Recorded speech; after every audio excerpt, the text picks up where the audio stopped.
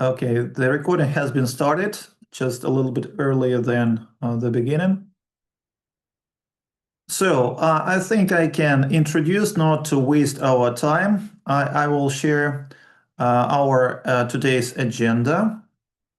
So I would like to remind you that this is our fourth conference. So the series of these conferences has been started in 2022. And it has a very interesting history behind it. When Kyiv was surrounded by the Russian troops, and it was the real risk that the war will be lost the very first month. So at that time, we decided that we need to also participate in fighting against this invasion in scientific sphere also. So we have sent around 200 letters asking our colleagues around the world to help us organize the international conference. And there were only 6 responses, 4 of them expressing concerns and wishing us all the best. And only 1 out of these letters, emails, actually suggested something realistic. And the 4th year in a row, we cooperate with Poznan University of Economics and Business, and these partners are with us. I'm glad that our today's event is supported by La Salle University. Also, other participating co-organizers are Center for Cyber Intelligence and Security Innovations and Security Innovations Ukraine, University of Custom and Finance Ukraine, State University of Trade and Economics. This is the founder, together with Poznan University of Economic and Business, 2 founders of this conference. And it's our honor and pleasure this year. Our conference is supported by sponsors, ITBs, Limited Company Ukraine, and there will be a presentation from this company. They are covering expenses on for publication of articles that were accepted. Also, National University of Law and Environmental Sciences of Ukraine, University of Economics and Law Krok, Institute of Social and Economic Development, and Scientific Center of Innovative Research from Estonia. So basically all of this, they are providing information support for us. And our international conference is Challenges and Reality of the IT Space, Software Engineering, Cybersecurity. And tomorrow we'll have the second row. My name is Professor Volodymyr Tokar. I represent the State University of Trade and Economics, Department of Software Engineering and Cybersecurity. And it is my pleasure and honor to pass the floor to Dr. Volodymyr Zverev, Director, Center for Cyber Intelligence and Security Innovations. And Dr. Zverev, please, the floor is yours. And please keep up to 5 minutes, and you're invited for a welcoming speech. Thank you, Volodymyr. Dear colleagues and friends, our distinguished partners, it is a great honor to welcome you on behalf of a Center for Cyber Intelligence and Security Innovation to our 4th international conference. Today, we stand at the frontier of a new digital landscape, one that changes faster than any map can capture.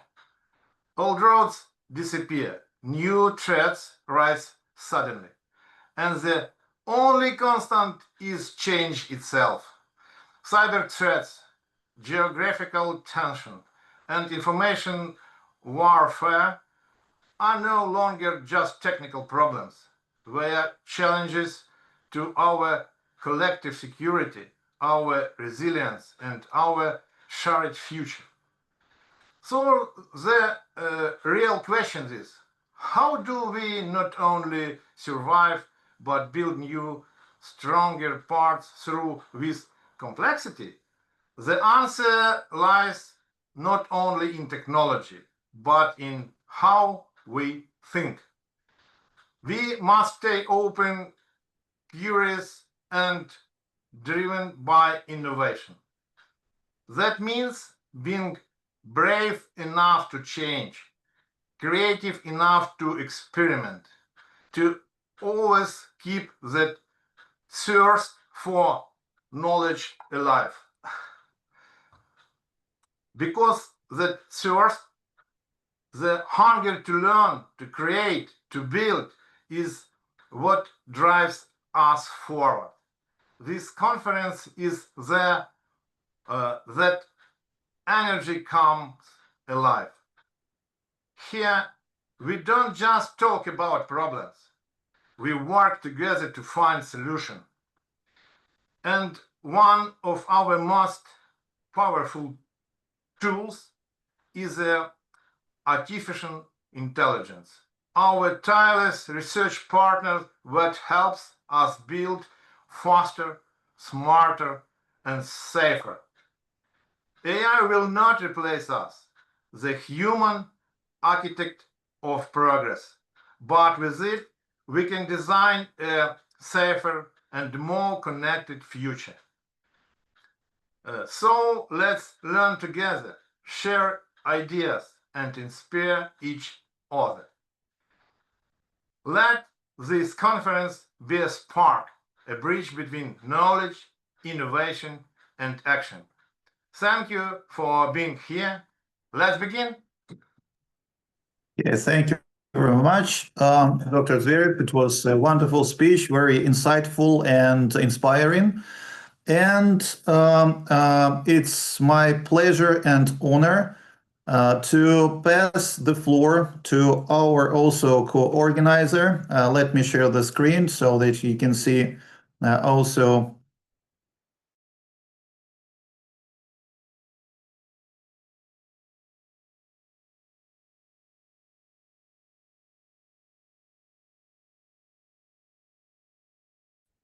this our part professor Glazunova represent the Ukraine. So we're supposed to deliver a speech, welcoming speech, but due to air attacks and blackouts, so they will be the representative of this university, well-known scientist in Ukraine, Dr. Dmytro Kosatkin, head of Department of Computer Systems, Networks and Cybersecurity. Okay, Dr. Kosatkin, please, the floor is yours for delivering a welcoming speech. Can I sharing my presentation? Can you see you? Yes, absolutely. Thank. Good evening or good day.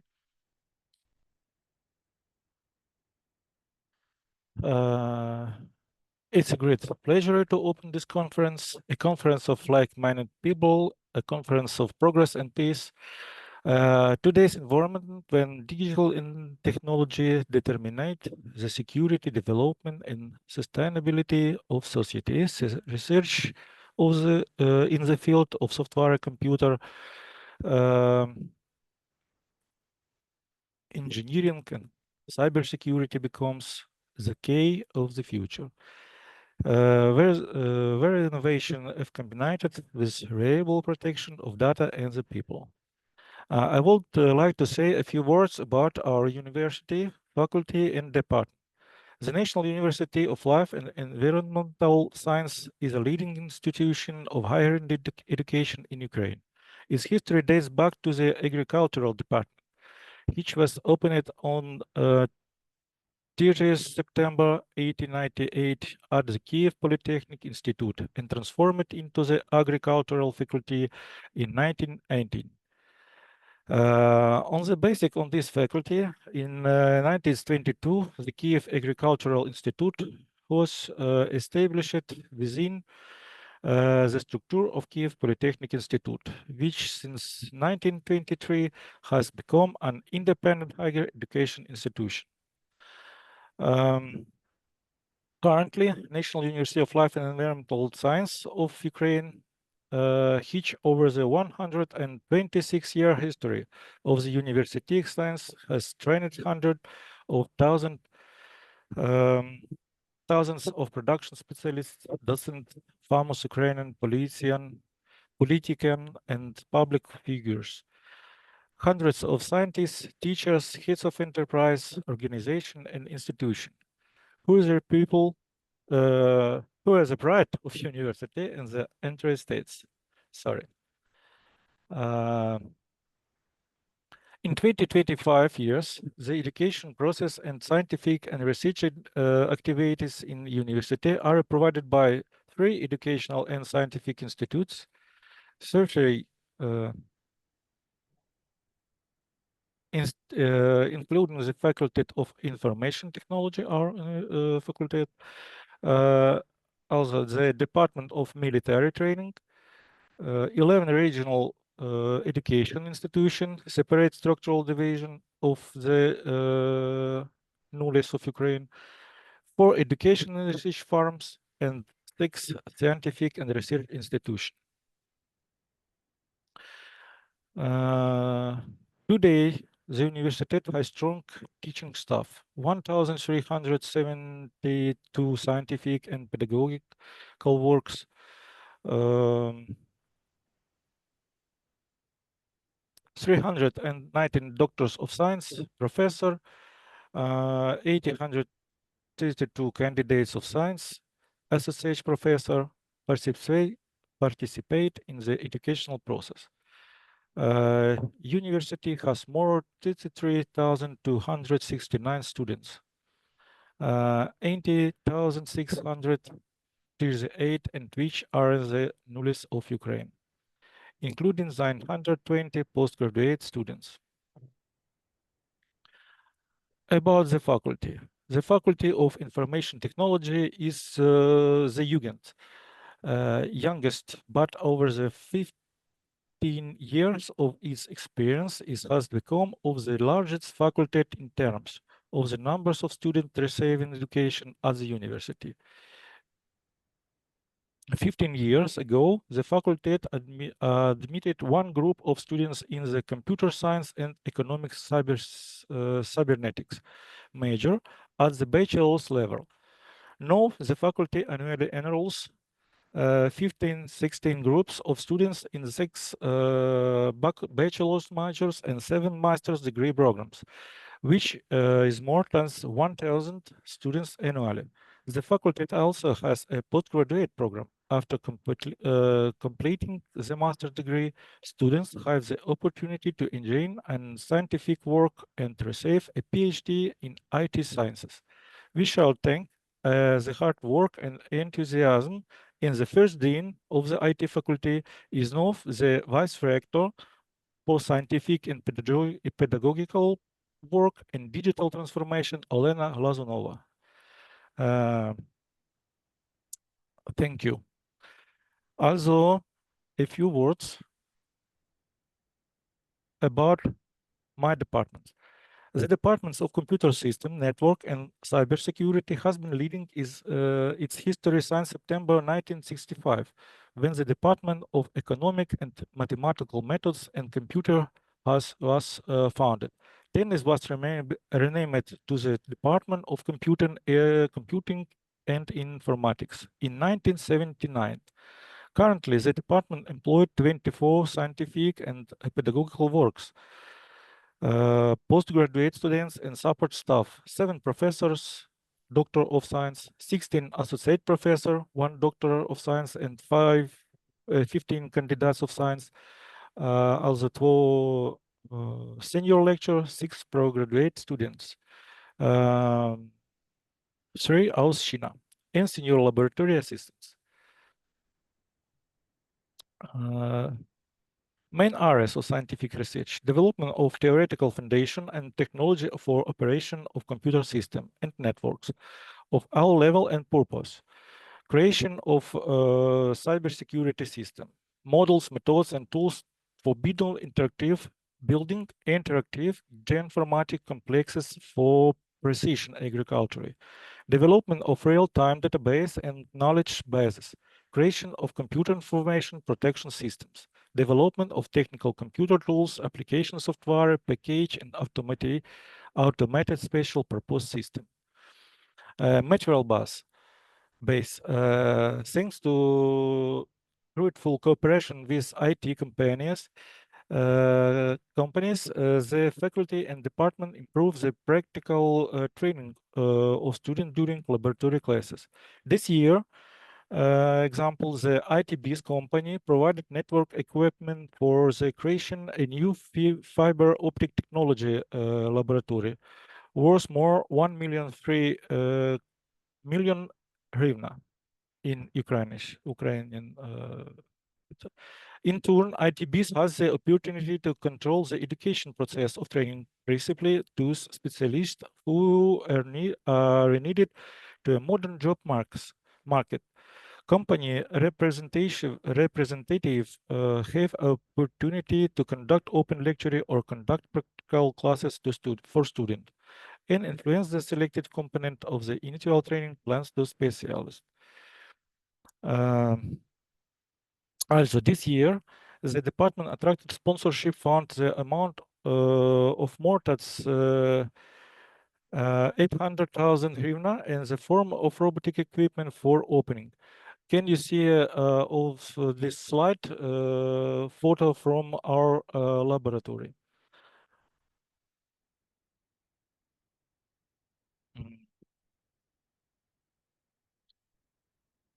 This laboratory of information system and computer architecture, the laboratory of electronic system design technology, the scientific and educational laboratory of smart technology and artificial intelligence, the laboratory of Internet of Things.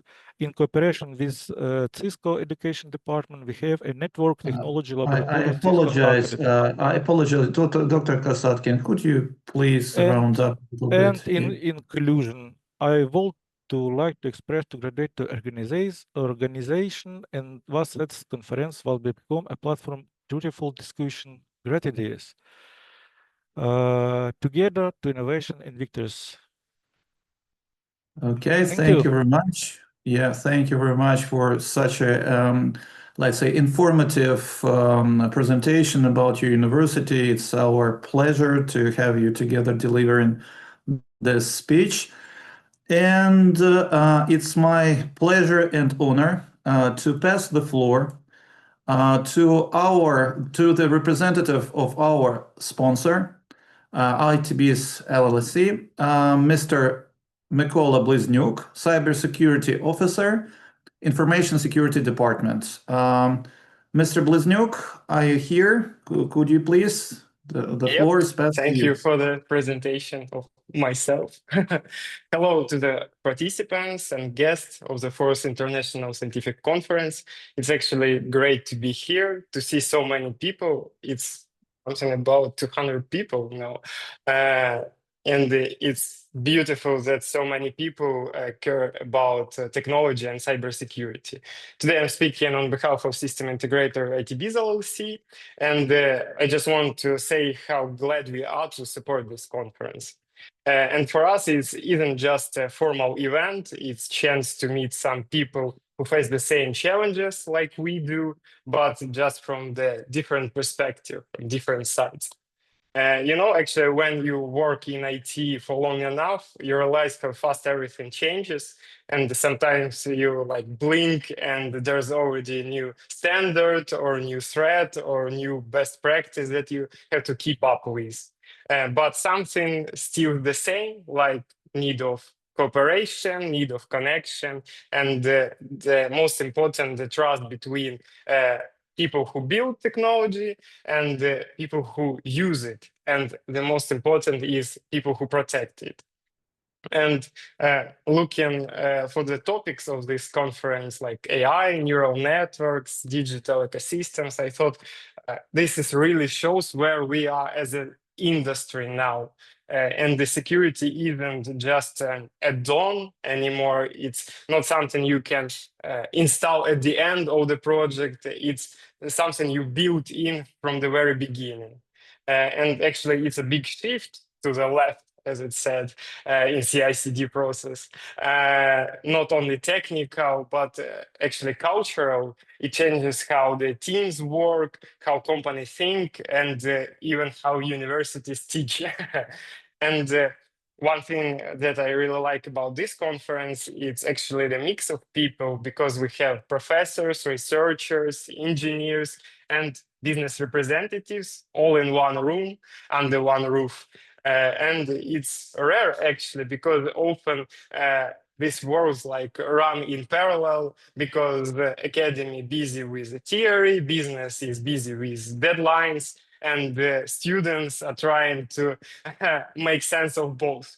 But cybersecurity, it's something that connects it all. It's one place where research, practice, and education constantly overlap. And in our company, actually, we see that too, because most of the things we do is connecting systems, helping businesses stay online, and all along this way, we meet all kinds of organizations like large ISPs or small companies that just started thinking seriously about cybersecurity. And what's interesting actually is that problems are often the same, just scale is different. Everyone wants to protect what they have built, but not everyone has the same tools to do it. So that's something our team has been thinking a lot about recently, how to make cybersecurity more accessible for small and medium-sized businesses. And actually, that's what inspired one of our internal projects, a platform that we're working on currently that helps filter and protect traffic in a simple and automated way. But it's not a product speech, so it's just a small example of how sometimes you start doing something for your client, and then you come up with an idea that can help some other people. And I think this is this main spirit of this conference, finding ways to make technology safer for everyone. Not just for big companies who has big security teams, but also for schools, small firms, regional ISPs, universities, all those who quietly keep up running our digital world and turning, actually. Because at the end of the day, cybersecurity is not only about the defense, it's about trust and giving people confidence in the systems that they're using every day, that they actually work the way they're supposed to be. So I really want to thank the organizers, all the universities, and everyone who made this event happen. It's actually a lot of work, but it matters. It helps our community to grow. And to everyone here, I hope these days bring you good discussions, new ideas, and maybe a few collaborations that will turn into something great later on. So thank you, and I wish everyone a productive and inspiring conference. Thank you very much. It was very concise, very up to point. It's really a business approach without, talking about things that don't matter in our context. So we are grateful, we are thankful for the support of ITBs, because without you, this conference will not be the way it's going to be, with publication supported by and it means that your company is really mature and it's really European. When a business starts to support science, starts to support education, it means this company is really mature and it understands that it invests in its own prosperity, future prosperity. Thank you very much, Mr. Bliznyuk. We are very thankful to you personally and to your organization in general. And it's my honor and great pleasure to pass the floor to our friend, to the person who really supported us in 2022 when we had no clue how to organize something like this conference, who helped us a lot, and actually our Polish friends. It's my pleasure to pass the floor to Professor Adam Wojtowicz. So please, the floor is yours, Adam. Thank you very much, Vladimir.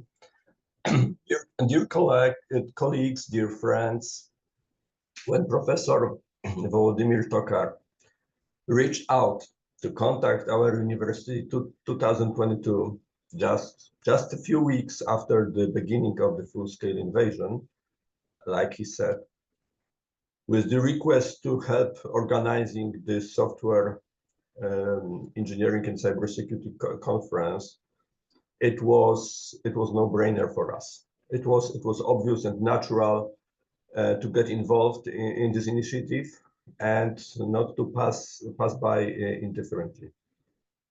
And then the year passed by. There was 2023 conference, and another year passed by, and we had a fruitful 2024 conference.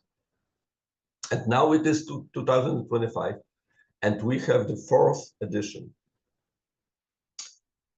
And we still see how resistant cybersecurity measures and reliable software engineering are important for the societies. For the Ukrainian society, but also for the Polish society, for other European societies, and for the societies all over the free world.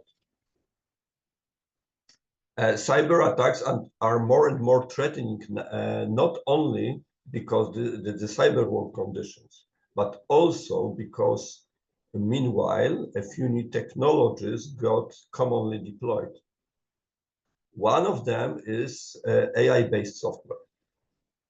AI-based attack tools in the hands of the attacker can now really facilitate malware generation, phishing attacks, deepfake creation, misinformation spread, to name just a few risks. And AI-based solutions are used not only directly by the attackers. New AI-based solutions are now used in our infrastructure inside, and they, being often black boxes, they can themselves increase the attack surface and be very vulnerable to various attacks, such as model poisoning, prompt injection, data theft, or adversarial attacks. So it all makes things even more complicated and challenging. And this is why such an initiative like this conference, aiming at systematically researching cybersecurity issues and good software engineering practices, is so valuable and significant nowadays. And in the end, I would like to mention one more thing. At the beginning of the full-scale kinetic invasion and cyber invasion, the direction of know-how flow was mainly from the West to the Ukraine. But now we more and more often observe that this flow of the know-how switches its direction. Our Ukrainian friends share with us their experience and know-how regarding effective prevention of the attacks, like in case of anti-drone systems. So this is all really for the mutual benefit, a long-lasting mutual benefit. Thank you and have an inspiring time at the conference. Thank you very much, Professor Adam Wojtowicz. Always when I hear to you, it seems I am talking to a person like of like 50 years experience at least, like life experience, professional experience, very wise, very up to the point. Thank you very much. It's like a wonderful welcoming speech as always. Thank you. And it's my pleasure to pass the floor to Dr. Yan Wang, Director, MA Program in Cybersecurity, LaSalle University. It's in Pennsylvania, the United States of America. Dr. Wang, so the floor is yours. It's our pleasure to welcome you here. Thank you. Can you hear me? Yeah, sure. All right. Perfectly. I'm sharing a short slides. Just I have 5 minutes. I'm the last person to talk. So, good morning, good afternoon, and good evening for attendees across the globe. Welcome to this conference and join me at this exciting time. I'm from LaSalle University, which is a university located at Philadelphia, Pennsylvania. It's a very old university in the sense it was established in 1863, At LaSalle, I'm the graduate program director. I have active research related to cyber and AI as well. So I teach a lot of security and AI courses. At the same time, I'm doing active research related to security and virtualization, general AI security, AI for network optimization. There are multiple ongoing collaborative work I'm doing with other universities. Okay, that's the area I'm working on. I'm also looking for future collaborations if that's the area overlap with your research. I oversee 3 major tech programs interconnected at LaSalle. Master in Computer Information System, Master in Cybersecurity, and Master in Artificial Intelligence. In fall 2025, we are welcoming the first cohort of AI students on board. So this is a new program we just recently launched. But our cybersecurity was long established. Just recently, our program was ranked 13th for the best online masters in cybersecurity for 2025 by Fortune.com. So I'm welcome to any future. If you are interested with anyone with interested with graduate program, I'm more than happy to answer any questions in the future. So come back to the conference, the growth of our program actually happens in a very, very exciting year of technology revolutions, right? We are witnessing AI creating rapid disruptive change to the society, reshaping our education, reshaping the e-commerce, reshaping the entertainment, reshaping every aspect of our life. AI driving unprecedented efficiency. At the same time, it leaves new vulnerabilities for the hackers to exploit. Every neural networks we build, every generative AI model we develop, and every intelligence system we deploy, it creates new chances for the hackers to compromise. So that's why this is not only a year of AI, it's also a year for cybersecurity. Cybersecurity is no longer a tech niche term, but also a social imperative. It shields not only our data, but also the healthcare system, critical infrastructure, and even our society as a whole. Right? We need cybersecurity.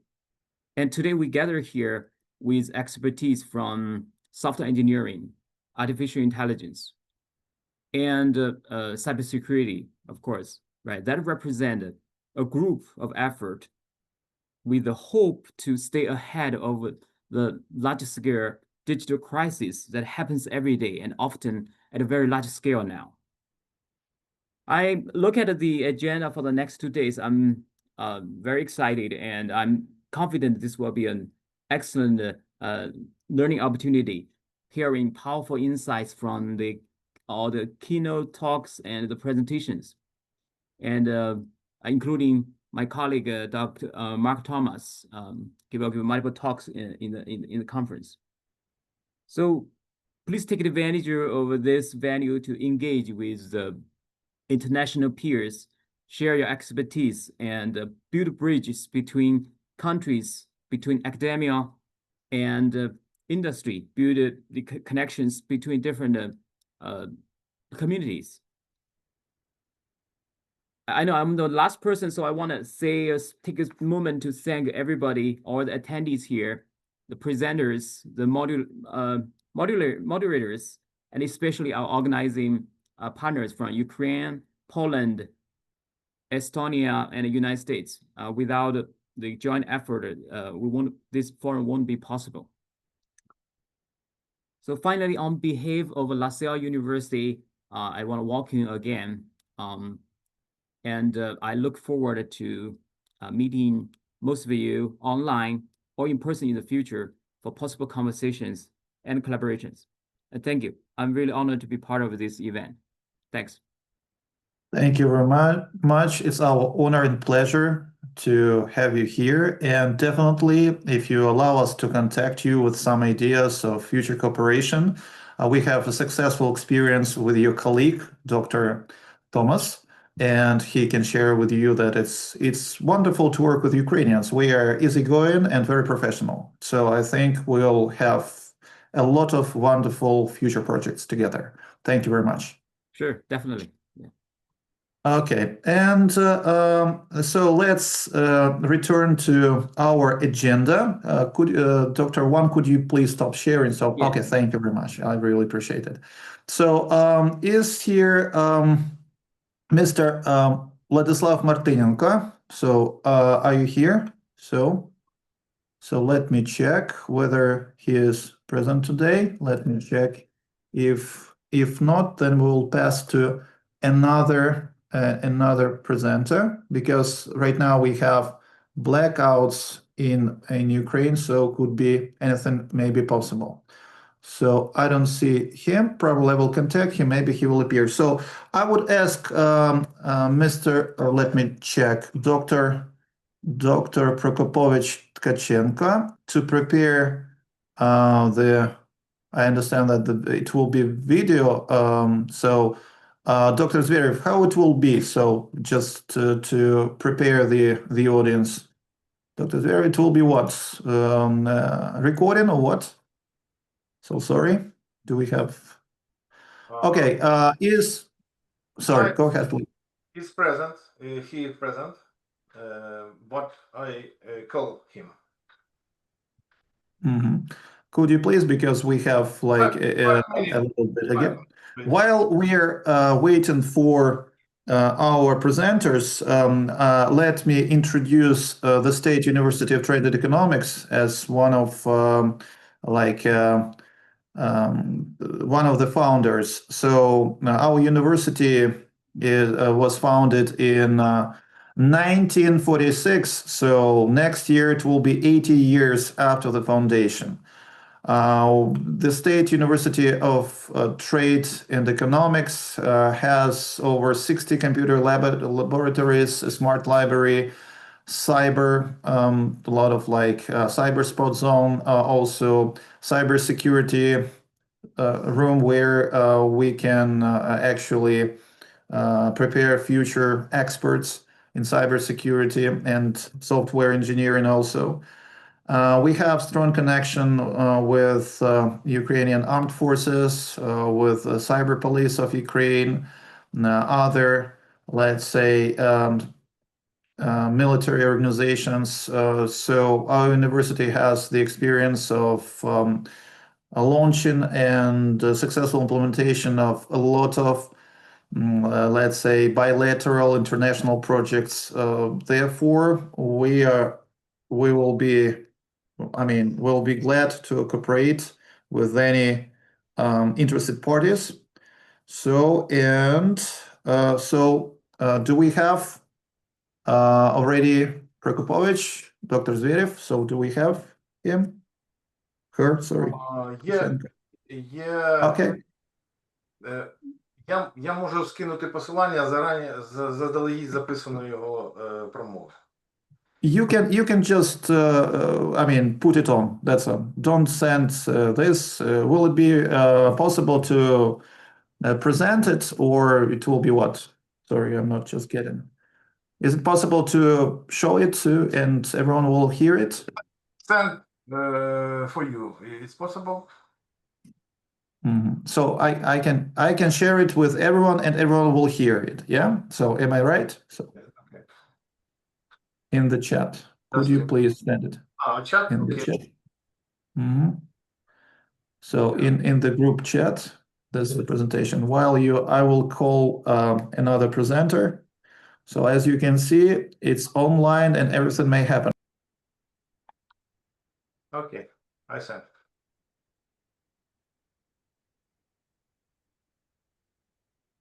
Some technical pause, so it happens. So okay, let me try to open YouTube, and I think.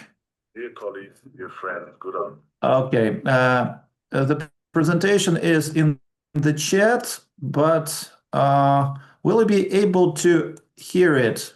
I don't know. Let me try. Let me try. So I think it's this one. Okay.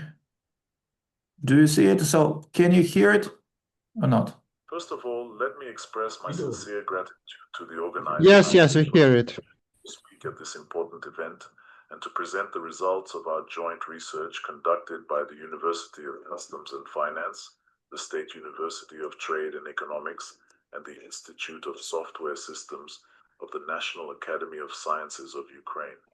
Today, I would like to discuss a topic that has become crucial for the modern digital state: the security of neural network systems used in e-government services.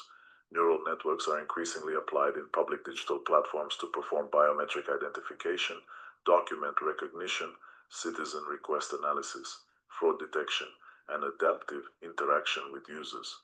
However, alongside these benefits, a new and serious challenge has emerged.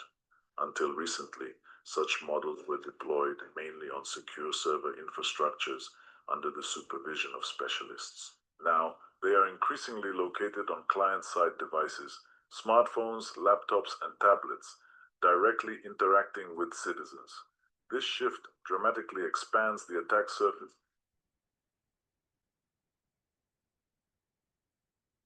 This has identified 4 primary vectors of risk. The first is manipulation of input data, when an attacker slightly alters an image or text so that the model produces an incorrect result, while humans would not notice any difference. The second is data poisoning, when corrupted examples are introduced into the training dataset, gradually compromising the model's performance. The third is privacy leakage, where sensitive personal information can be inferred from the model's outputs or parameters. And the fourth is model extraction, when an adversary reproduces the model's behavior by sending numerous queries and building an unauthorized copy. Thus, neural networks embedded in client platforms become not only valuable tools for modernization, but also potential targets for sophisticated cyber attacks. To address these challenges, our goal was to design a multi-layer defense architecture that ensures robustness against attacks, preserves user privacy, and maintains the usability and efficiency of public digital services. It is essentially a balance between 3 principles: security, privacy, and efficiency. If any one of these dominates, the system becomes either too slow, too inconvenient, or too vulnerable. Therefore, we consider cybersecurity not as a separate feature, but as a built-in property of the entire e-government ecosystem. Within this framework, we define several key defense layers.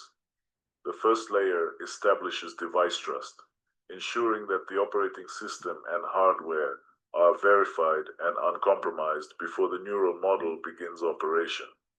The second layer protects the model itself, not only by encrypting its parameters, but also by embedding digital watermarks that can reveal unauthorized copying or tampering.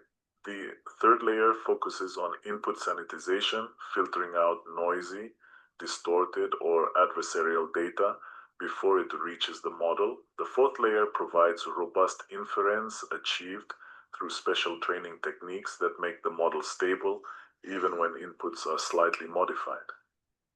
The next three layers represent the dynamic aspect of the architecture. The fifth layer is runtime monitoring, where privacy-preserving telemetry is collected, not personal data, but statistical sketches that help detect abnormal behavior and automatically strengthen protection when needed. The sixth layer introduces secure updates. The system receives digitally signed micro-updates, verified for authenticity before installation, preventing malicious modifications during deployment. Finally, the seventh layer involves federated learning with privacy preservation. Here, models are trained collaboratively across multiple user devices, but without sending personal data to a central server. Instead, each device transmits encrypted model updates, which are then aggregated securely.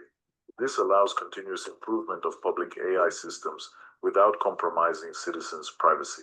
Together, these 7 layers form a comprehensive architecture, from the physical trust anchor to privacy-preserving learning, where every layer reinforces the others. As a result, we obtain a defense system that not only resists known attacks, but also adapts intelligently to new and evolving threats. We conducted an experimental evaluation on a simulated EID verification task. The results were convincing. The baseline model, when attacked, lost nearly 1/3 of its accuracy. After implementing our multi-layer defense, accuracy improved significantly, while false detection rates dropped more than 3-fold. Moreover, the system remained user-friendly. Enhanced security did not slow down or complicate interaction for end users. These results confirm that combining theoretical foundations such as robustness analysis and privacy-aware learning with practical engineering safeguards at the device and software levels creates a truly resilient foundation for public digital services. In conclusion, I want to emphasize that integrating neural networks into government systems must go hand in hand with a deep responsibility for citizens' data protection. As researchers, our task is to provide the state with tools that ensure trust, transparency, and fairness in the use of artificial intelligence. We believe that the multi-layered defense architecture we have proposed can become the basis for a new era of secure and ethical e-government in Ukraine.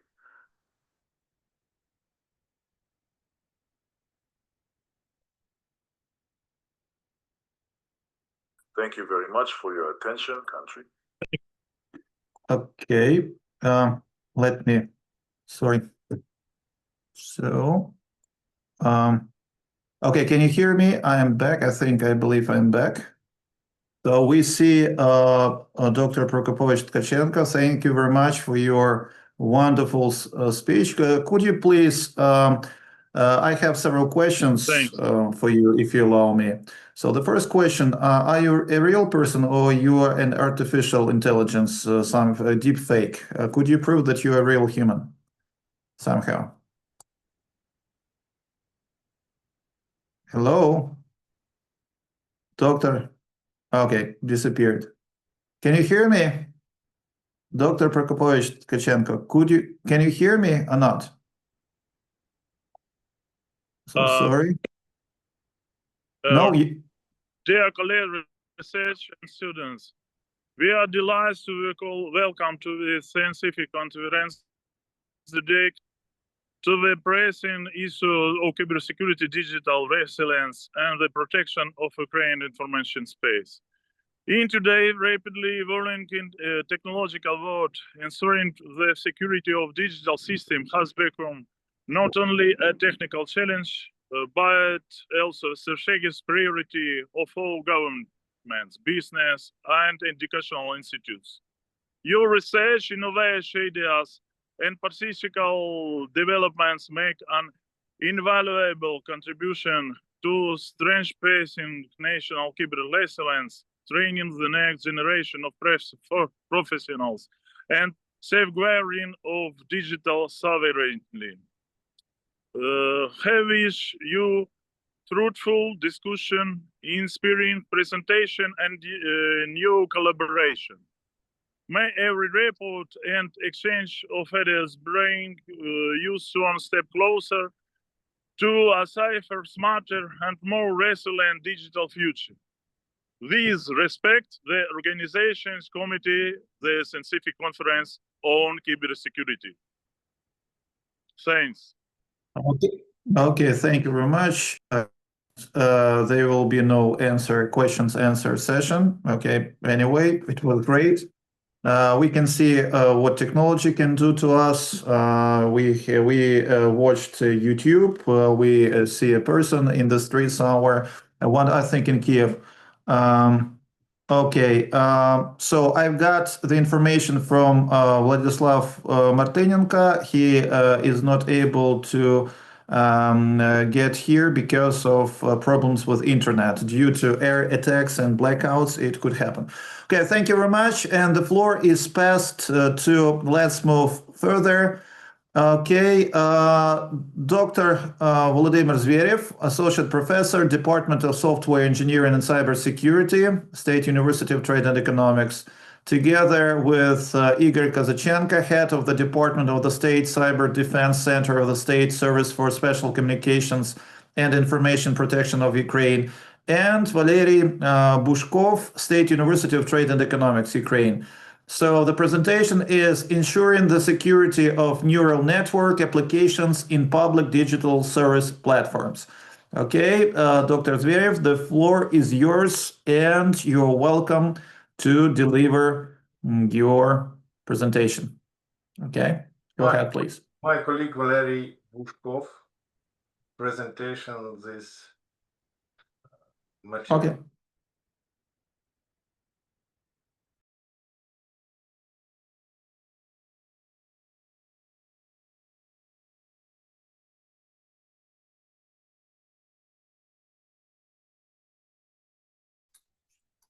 Could you please comment on that, or any Шановні presenter? колеги, учасники конференції, для мене велика честь представити результати нашого спільного дослідження під назвою «Забезпечення безпеки».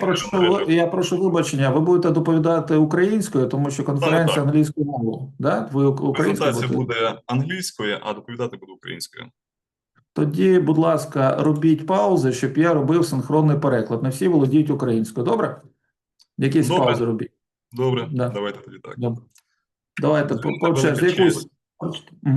Представити результати нашого спільного дослідження під назвою «Забезпечення безпеки нейромережевих застосунків у платформах публічних цифрових послуг». У вас презентація от англійською мовою, а ви українською просто її коментуєте. Правильно розумію? Тоді зрозуміло. Okay, dear colleagues, so the person wants to present in Ukrainian, but you can see slides in English, so I think we could allow it. It happens, so look, and for people who speak Ukrainian, it will be like additional stuff. But you can see the slides, I hope, so they are visible. Just to understand it. Окей, просто презентуйте, тоді все. Не треба перекладати, бо є візуальна картинка. Прошу. Так, дуже дякую. Робота виконана на кафедрі програмної інженерії та кібербезпеки Державного торгівельно-економічного університету спільно з Державним центром кіберзахисту України. Мета нашого дослідження – знайти ефективні способи захисту нейронних мереж, що використовуються в публічних цифрових сервісах, де рівновага між безпекою, приватністю та довір'ю має ключові значення. Платформи публічних цифрових послуг, наприклад, системи електронної ідентифікації, біометричної перевірки чи розпізнавання документів, все активніше інтегрують моделі машинного навчання. Однак при розгортанні цих моделей на стороні клієнта у смартфонах, кіосках, віддалених пристроях поверхнева атака різко зростає. Зловмисники можуть підмінювати вхідні дані, отруїти навчальні вибірки або відтворювати модель за запитами. Тобто те, що було захищено на сервері, стає вразливим у відкритому середовищі. Саме з цього починається наша робота. Основні типи загроз. Ми їх відокремили в 4 модулі. Це атаки зворотніх прикладів, це коли незвичні зміни вводять модель в оману. Друге – це коли у вибірки додають шкідливі зразки.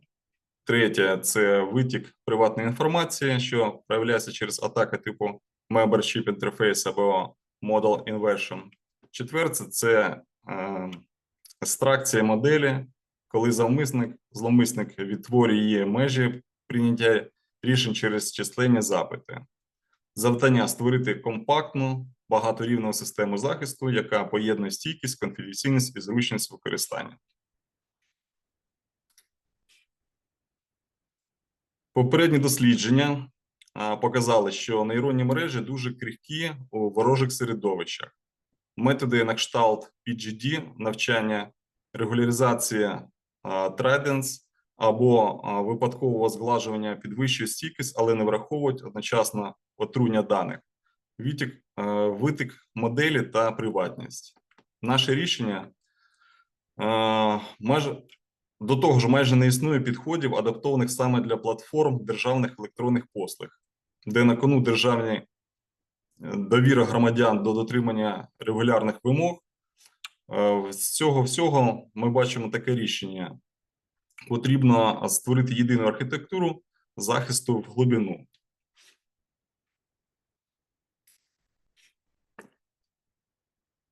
Мета розробки багаторівневої архітектури захисту нейронних мереж у PDSP-платформ, яка гарантує стійкість до атак, захист приватних даних і здатність протистояти отруйній моделі. Ми прагнемо зробити штучний інтелект не просто ефективним, а з довірою про своє майбутнє.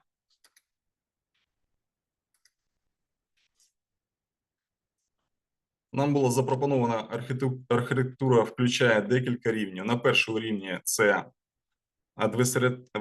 адвесаріальне навчання, це PGD плюс Traits для підвищення стійкості. Друге – це сертифікована стійкість за допомогою випадкового згладжування.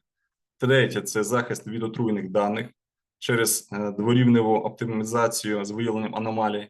Четверте – диференційована приватність, DP-SGD і захищена агрегація у деферативному навчанні. П'яте – це водяні знаки моделей для протидії несанкціонованому копіюванню. Шосте – це адаптована політика управління, що дозволяє системі динамічно змінювати пороги чи обмежувати небезпечні режими. Разом ці компоненти утворюють цілісний захист в глибину. Формалізація та ризик атак. Трейдис функція втрат. Ми формалізували ризик атак як очікувану втрату за найгірших збурень. Трейс функція втрат містить коефіцієнт, що регулює компроміс між точністю та стійкістю. Випадкове зглаження – це метод випадкового зглаження забезпечує сертифіковану гарантію стійкості в межах визначеного радіусу. DP-SGD – диференційну приватність після певної кількості ітерацій. Кожен з цих підходів математично обґрунтований і підсилює інший. Тестовий сценарій електронної ідентифікації. Для перевірки ефективності ми створили тестовий сценарій, де поєднуються моделі розпізнавання обличчя та ОСР документів. Було змодельовано атаки з обмеженням до безмежності та понад 120 гібридних трас взаємодії користувачів. Базова модель, звичайно CNN, постійно доповнювалась кожним рівнем захисту, щоб оцінити вплив та стійкість і продуктивність.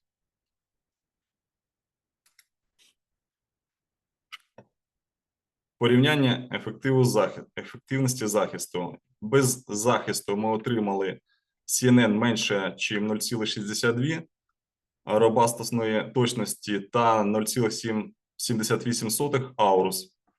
Після PGD навчання SECS зросла до 0,76. А коли вже було застосовано Trace плюс Ensemble, точність досягла 0,84 робастосної точності та 0,995 аурус. Конфігурація Trace плюс Ensemble детекторів знизила частку хибних спрацювань до 0,6 при 90% TPR, що показує, що поєднання навчання і детекції під час виконання дає реальний приріст ефективності попри адаптивність атак. Так. Жоден окремий механізм не гарантує безпеки. Можна використовувати кожний механізм в окремості, тобто адверсаріальне навчання підвищує стійкість, водійні знаки перешкоджають крадіжці моделей, випадкове згладжування дає формальні гарантії, адаптована політика забезпечує операційну живучість системи, диференційна приватність захищає дані, але разом вони створюють довірену основу для її сервісу електронного уряду. Ми довели, що можливо одночасно досягти безпеки, зручності та відповідності регуляції. Наші подальші кроки щодо впровадження – це причинно-орієнтовані детектори, які визначатимуть справжні джерела аномалії, безперервний аудит водяних знаків для виявлення несанкційного копіювання моделей, а також політика з урахуванням справедливості, щоб автоматичні захисні рішення не порушували етичні та правові норми. Ці напрями спрямовані на створення надійних рамок довірного штучного інтелекту для цифрового врядування.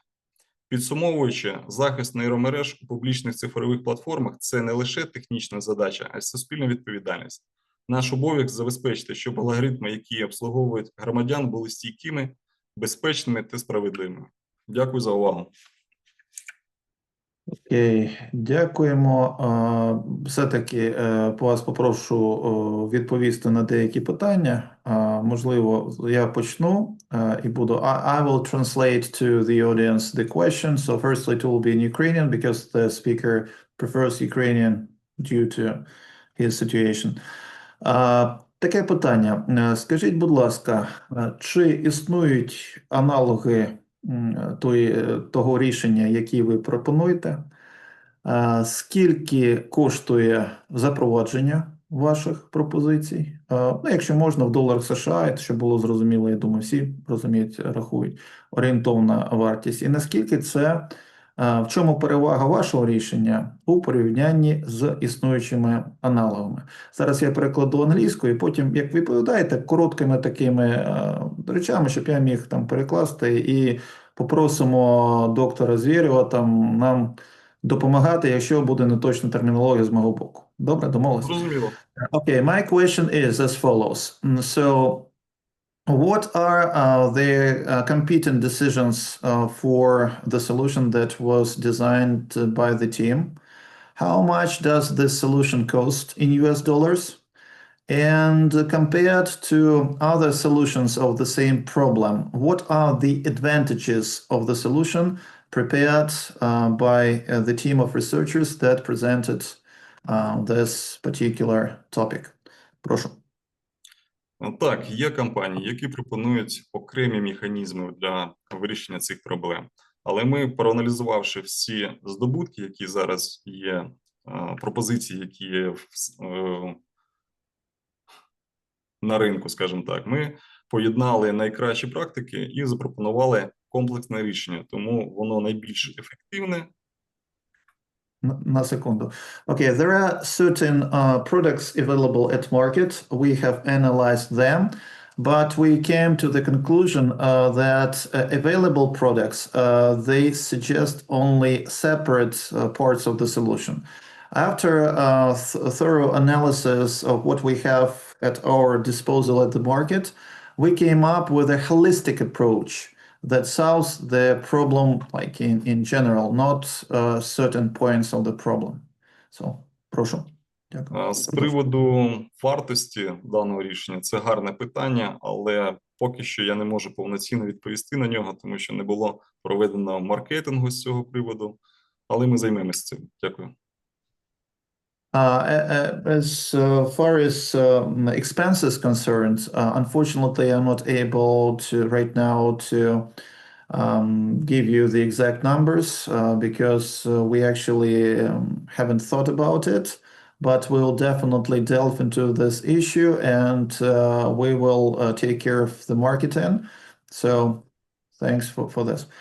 Добре, інше тоді питання. Скажіть, будь ласка, ваше рішення – це виключно для, скажімо так, наскільки воно має потенціал бути закритим рішенням? Виключно для військових цілей чи це має подвійне призначення, чи ваше рішення тільки для цивільних відкритих нейромереж, те, що ви пропонуєте. Я зараз прикладу, потім можна прикладу потім. So the question is as follows. So concerning your solution, is it only for military purposes and it will be closed for general public? Or it's like double meaning also for civil purposes, or the solution is designed only for civil purposes, only for public neural networks. So, please. Оскільки нейромережі зараз використовуються не тільки у повсякденній нашій діяльності, але й військові теж все частіше використовують рішення, які пов'язані з нейромережею, то я впевнений в тому, що наше рішення буде корисно не тільки приватним користувачам, комерційним структурам, але й військовим, тому що відокремити зловмисника від авторизованого користувача – це задача, з якою сталкиваються усі, хто використовує інтернет-рішення. So our solution has the military potential, but it's just general solution for all purposes. Basically, it is everyone that deals with some criminals trying to steal your information. Actually, it will be interesting for them to buy such products, and so this is like the point we are talking about. Добре, скільки часу від етапу, на якому знаходиться ваша розробка, до її комерційного використання? І чи залежить це від фінансування, чи ви готові, в принципі, завершити під ключ, фактично, TRL 8, да, так званий, який можна вже продавати, готове рішення і так далі. Скільки потрібно часу від 0 до 100%, не від 0, де ви знаходитесь зараз, до готового продукту? І чи потрібно для цього фінансування, чи в принципі ви маєте достатньо ресурсів, щоб його завершити без залучення зовнішніх грантів або фінансування? Зараз перекладу, потім поки подумайте над відповіддю. So my question is, how much time do you need to finally commercialize your solution and enter the market? So do you need any financing to finalize this product, or basically you don't need anything, you have everything you need, and it doesn't depend on grant financing or receiving support from other parties? Прошу. Ми зараз знаходимося на етапі тестування, тому казати, що ми зараз готові повністю перейти у продакшн, то це заздалегідь, але трохи часу треба для того, щоб довести це рішення до комерційного продукту. Поки так. Трохи часу, якщо, тут у нас представники бізнесу, то скільки це трохи часу? Це рік чи 10 років? Для китайців трохи часу це... Наближений час. Це, я думаю, що просто є бажання робити свій продукт все краще і краще, тому вносяться корективи. Скажімо, це такий постійний процес, який потребує доопрацювання. Тому сказати, що ми на цю точку виходимо, і це з нас займе неділя-дві, як там кажуть, да, у нас, то ні, треба трошки більше часу. Якщо ми будемо працювати з залученням сторонніх сил, то це буде трошки швидше. Але сказати точний дедлайн на теперішній час я не берусь. Окей, добре. Зараз перекладу, і, можливо, у інших будуть запитання. Окей, the answer is as follows. We're not quite sure about the exact time we need because the perfection doesn't have limits. So if we have some financing, it will be faster. I cannot promise that we'll be done with that in 1 or 2 weeks, but it should be in the nearest future. So very diplomatic, as you can see, very diplomatic, because probably that some risks involved. It's again, according to, I'm not going to interpret. The answer is I have no clue, if to put it in a nutshell. So because a lot of stuff is involved. Okay, I would ask Professor Wojtowicz to help me a little bit and to ask some some questions, because I can see that Professor Wojtowicz has. Sorry. Come again. Can you hear me? I can Can hear you? Мене чути чи ні? Professor Wojtowicz, I would ask you to help me a little bit and to ask questions, because I can see that you have something on your mind. You were listening attentively. You will in English, I will translate it into Ukrainian if you allow me, okay? You can speak in Polish, I think he will understand, but let's try English then. Okay. My question would be about the types of neural networks that your solution is devoted to. What are the best neural networks for your solution, and whether it is only for convolutional or for transformer neural networks or other types of neural networks? Які типи нейромереж ви використовували для вашому дослідженню, для того, щоб прийти до вашого рішення? Які саме типи, які виявились найбільш ефективними при вирішенні поставлених завдань? Прошу. Так.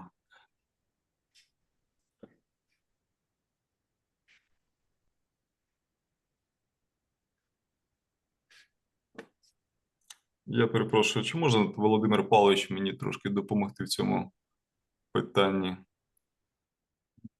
Щоб повноцінно відповісти, які ми використовуємо? Okay, it's wonderful. Dr. Zverev, please, if possible in English, what types of neural networks have been used in your, let's say, investigation and coming up with a solution in your research? Okay. I don't think, я думаю, що вам ніхто не допоможе. Володимир Павлович десь вже пішов шукати фінансування, я так розумію. Десь. Скажіть, що тоді ми більш повноцінно відповімо особисто. Я так розумію, ми збирали адресну інформацію, контактну інформацію. І надамо розширену відповідь особисто. Добре. Okay, Professor Wojtowicz, we're sorry to tell you that there will be no answer right now, because it's a good question, and Dr. Zverev, who could be more informative about this topic, unfortunately, probably is looking for some additional financing for this project right now, so not wasting his time. And we got like messages. Okay, Dr. Prokopovich Tkachenko says that he's ready to get some financing, some grants. He's ready to apply, and he is ready to connect with people who have some ideas about grant financing. And Dr. Zverev told that we expect that theoretical stage will be over in 6 months. So just that's it. Okay, we should thank probably the presenter. Okay, дуже дякую вам за доповідь і бажаю вам успіху знайти фінансування на ваш проєкт, щоб завершити його швидше. So, okay, thank you very much, and we wish you the best to find financing to finalize the project. So do we have Dr. Vilish, or we will make a little bit technical? We have Dr. Vilish. Okay, wonderful. So the floor is passed, because there are some force major situation with presenter Martinenko.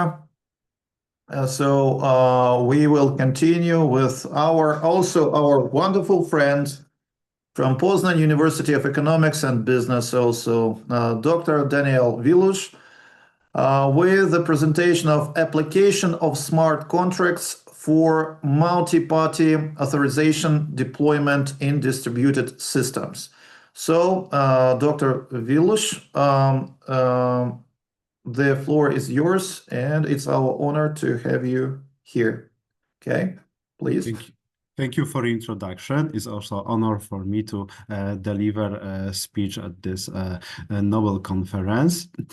Now let me share my screen.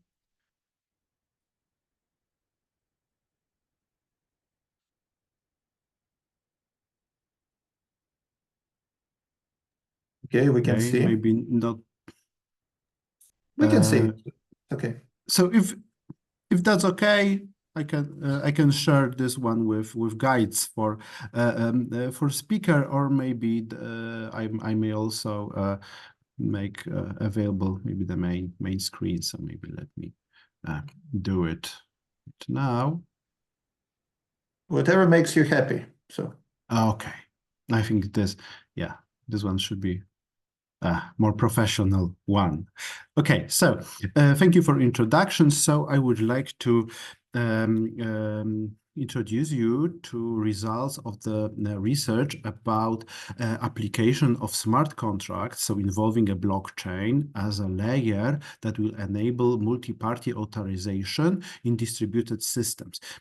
Also, this work is also a common achievement and cooperation with Poznań University of Technology. So it's like a outcome of cooperation with other Poznań University. So first, I would like to introduce definition of multi-party authorization. It may be not obvious what it is about.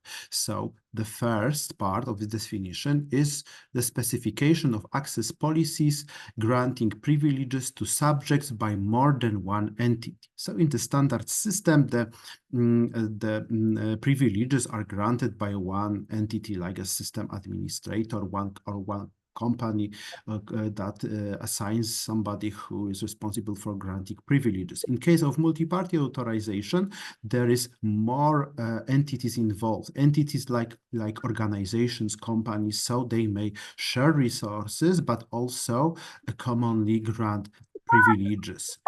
And determining whether a subject has permission to perform an action with an object based on these policies. So for each subject, it is possible to determine if a particular user got a privileges to perform some action, like modifying it, maybe adding some file, or getting access to data. And here's one remark, that enforcement of access policies is not a part of authorization, but access control. So each system should deploy enforcement by its own. But what we are dealing with is just handling access policies and verifying if some user, some entity got permission to perform some action within the system. But the system presented here is not responsible for controlling actions in distributed systems itself. So they need some implementation. What's the motivation? We have found a challenge for heterogeneous distributed systems with ensuring multifaceted interoperability in terms of many aspects, such as technology, standards, also business rules, transfer of data, and transfer of digital goods. So our contribution is to propose some kind of standard for authorizing user actions within such kind of distributed systems. Also, access control rules defined by a single owner are insufficient for collaborative environments, where the content is created, modified, and owned in a collaborative manner, because those rules protect rather confidentiality instead of facilitating resource and service sharing. So in heterogeneous distributed systems, there is many collaborators coming from many different organizations working on common projects, also requiring a handling common documents, etc. Yeah, so what we can imagine, it can be some creative work, like artistic work, but it also can be an engineering work, like in construction, industry, that there is some company building some infrastructure, but they need some subcontractors. So they have to exchange documents, data. They have to make available some documents, some plans, etc., some formal documents, permissions, etc., with their subcontractors, and thus they have to handle some access rights. They have to define access rights and authorization for also external entities to use their systems.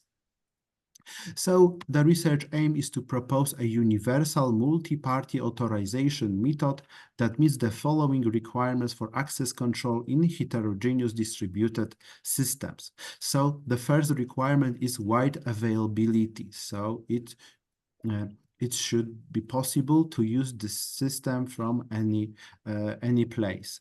Also, the operation should be highly standardized. Also, simple interactions, so simple APIs, interfaces to use the system that will be easy to implement, or even will enable to incorporate some existing solutions that maybe are not designed for such a solution, but can be reused. And also introduce something like composable access control policies, so that access control policies may be combined for a specific context, for a specific collaboration context. And enable service providers in distributed systems to loosely couple their services access policies with those of service users and other service providers. So from the very, very general ideas, I will get more into details and examples. So first, have a closer look at deployment environment. We have chosen Ethereum compliant blockchain networks. It don't have to be the Ethereum itself. It can be like a parachain, Moonbeam, Linea, or test network Sepolia. We implemented a prototype using a Sepolia testnet network due to financial reasons. Yeah, it's free of charge, and it's compliant with Ethereum smart contracts. So it was the possibility to test the prototype. Using Ethereum blockchain meets the requirement of wide availability. So this technology is known. There's a lot of nodes building this kind of the network. So it's available almost all the time, and it's easy to find active node and perform actions within this distributed database, in fact. Also, documentation, programming languages, and abstract programming interfaces for blockchain networks meet the requirement for standard operation. So everything is well documented, well known. There are even some programming libraries that can be reused. So that's the common language for creation of such authorization system. And in practice, there are cryptocurrencies and NFT already used for commercial transactions in some distributed systems. So the blockchain, but in other contexts, in context of payment, is already used by distributed systems, like example of Mana in Decentraland, Sand in Sandbox, AXS in Axie Infinity, and ELV in Illivium. So what about existing solutions? So there is quite a lot of blockchain implementation for access control that implements different kinds of access control mechanism, including role-based access control, attribute-based access control, accessible access control markup language, or attribute-based encryption. But the above implementation do not support composition of access control policies. So for each action, just dedicated policy is required, and it is impossible to combine them in many different contexts. And the vast majority of the above implementations do not support multi-party authorization. And here are examples of solutions that support multi-party authorization. So these are implementation proposed by Bata and Queen. The references will be available at the end of presentation. However, both implementations focus rather on controlling access to files. The files stored in cloud environment or in dedicated blockchain called interplanetary file system, and they use smart contract that set rules for encrypting and decrypting those files. And there is rather the multi-party encryption involved than just authorization. So it's this multi-party approach is implemented into cryptographic mechanisms. And none of the above implementation support composition of access control policies. And in a moment, I will tell more about this feature of composing access control policies. But first, let me introduce this blockchain-based multi-party authorization system. So here you see a use case diagram for a distributed system offering, in this abstract example, 3 services. And there are 3 users, 2 are owners of services, and 1 is just a regular user. So user A owns service 1 and defines access control policy X that applies to service 1. The service 2 is owned by user B, but the access is controlled by access control policy defined by user A. So there is a composition and multiple reuse of access control policy X in this case. Yes, so user B may decide not to control access, but let user A to decide. They may have mutual contract to do so. Yeah. Then user B also owns service 3 and prepares access control policy Z. But this access control policy Z is not a standalone. It reuses rules from access control policy X, yeah, and applies to service 3. So user 3 trying to get access to service 3 have to be positively validated not only by access control policy Z, but also by access control policy X. And in a specific case, it may happen that the user A banned user C from using any service in this distributed system, and this ban will be inherited into access control policy Z, because user B don't want to let users banned by user A access their services, yeah, due to maybe some misbehavior. Yes, so in such approach, for example, may exclude some users that made some actions that are suspicious, yeah, may ban them from many services, thus those that are also inherited from our access control policy. So our solution focuses on the blockchain, that is a storage for access control policies, and the method of storing such access control policies and defining them. So the distributed systems may have any architecture. So that's up to service providers what they are offering and how services are interacting together. But they may use those access control policies for the purpose of access control. And here on the left side, you see the basic model for access control.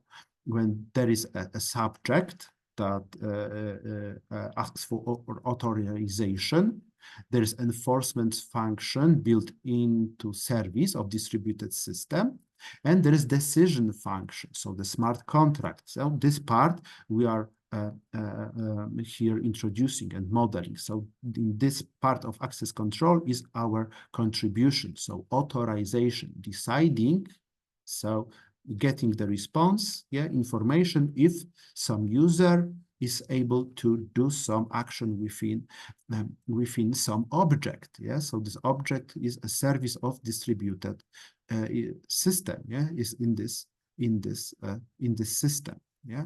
However, it's enforcement function built into distributed system to decide. Yeah? The decision is made based on the smart contract offered in this solution. Here is a class diagram for a smart contract, and we decided to implement object-oriented approach.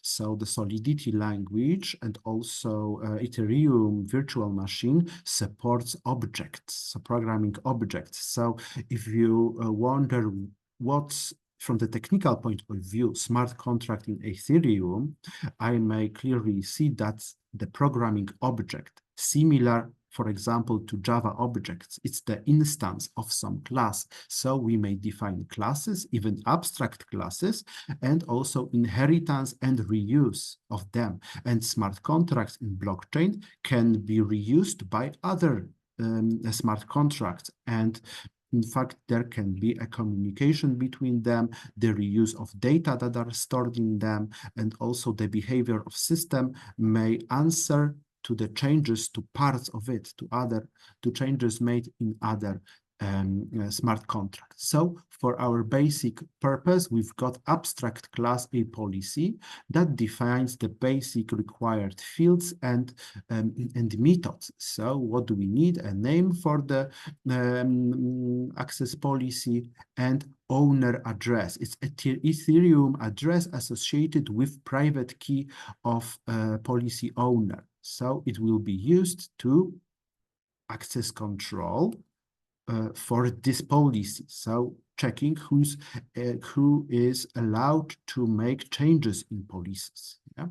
So we've got a constructor, and the Ethereum user that deploys a policy is automatically assigned as an owner by the constructor. Everybody can change the name of this policy. Everybody can check the owner address, and everybody can verify if particular user proving ownership of a private key associated with its Ethereum address is entitled to use the service associated with particular policy. So having such an abstract class, we may build some specific classes. We may even implement role-based access control, attribute access control, whatever we wish. And that was the aim for this solution, to not limit it to any specific model of access control, but act rather as a blockchain high-level interface for them. So we may define abstract role where there is a mapping of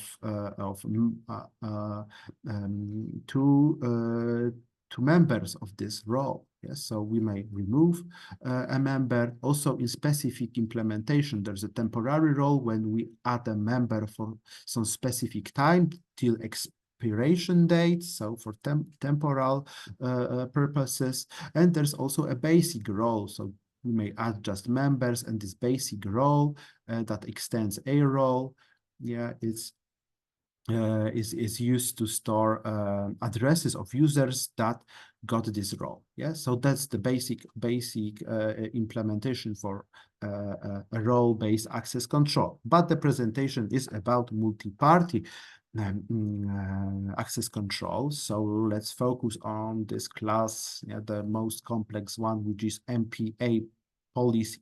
So it's multi-party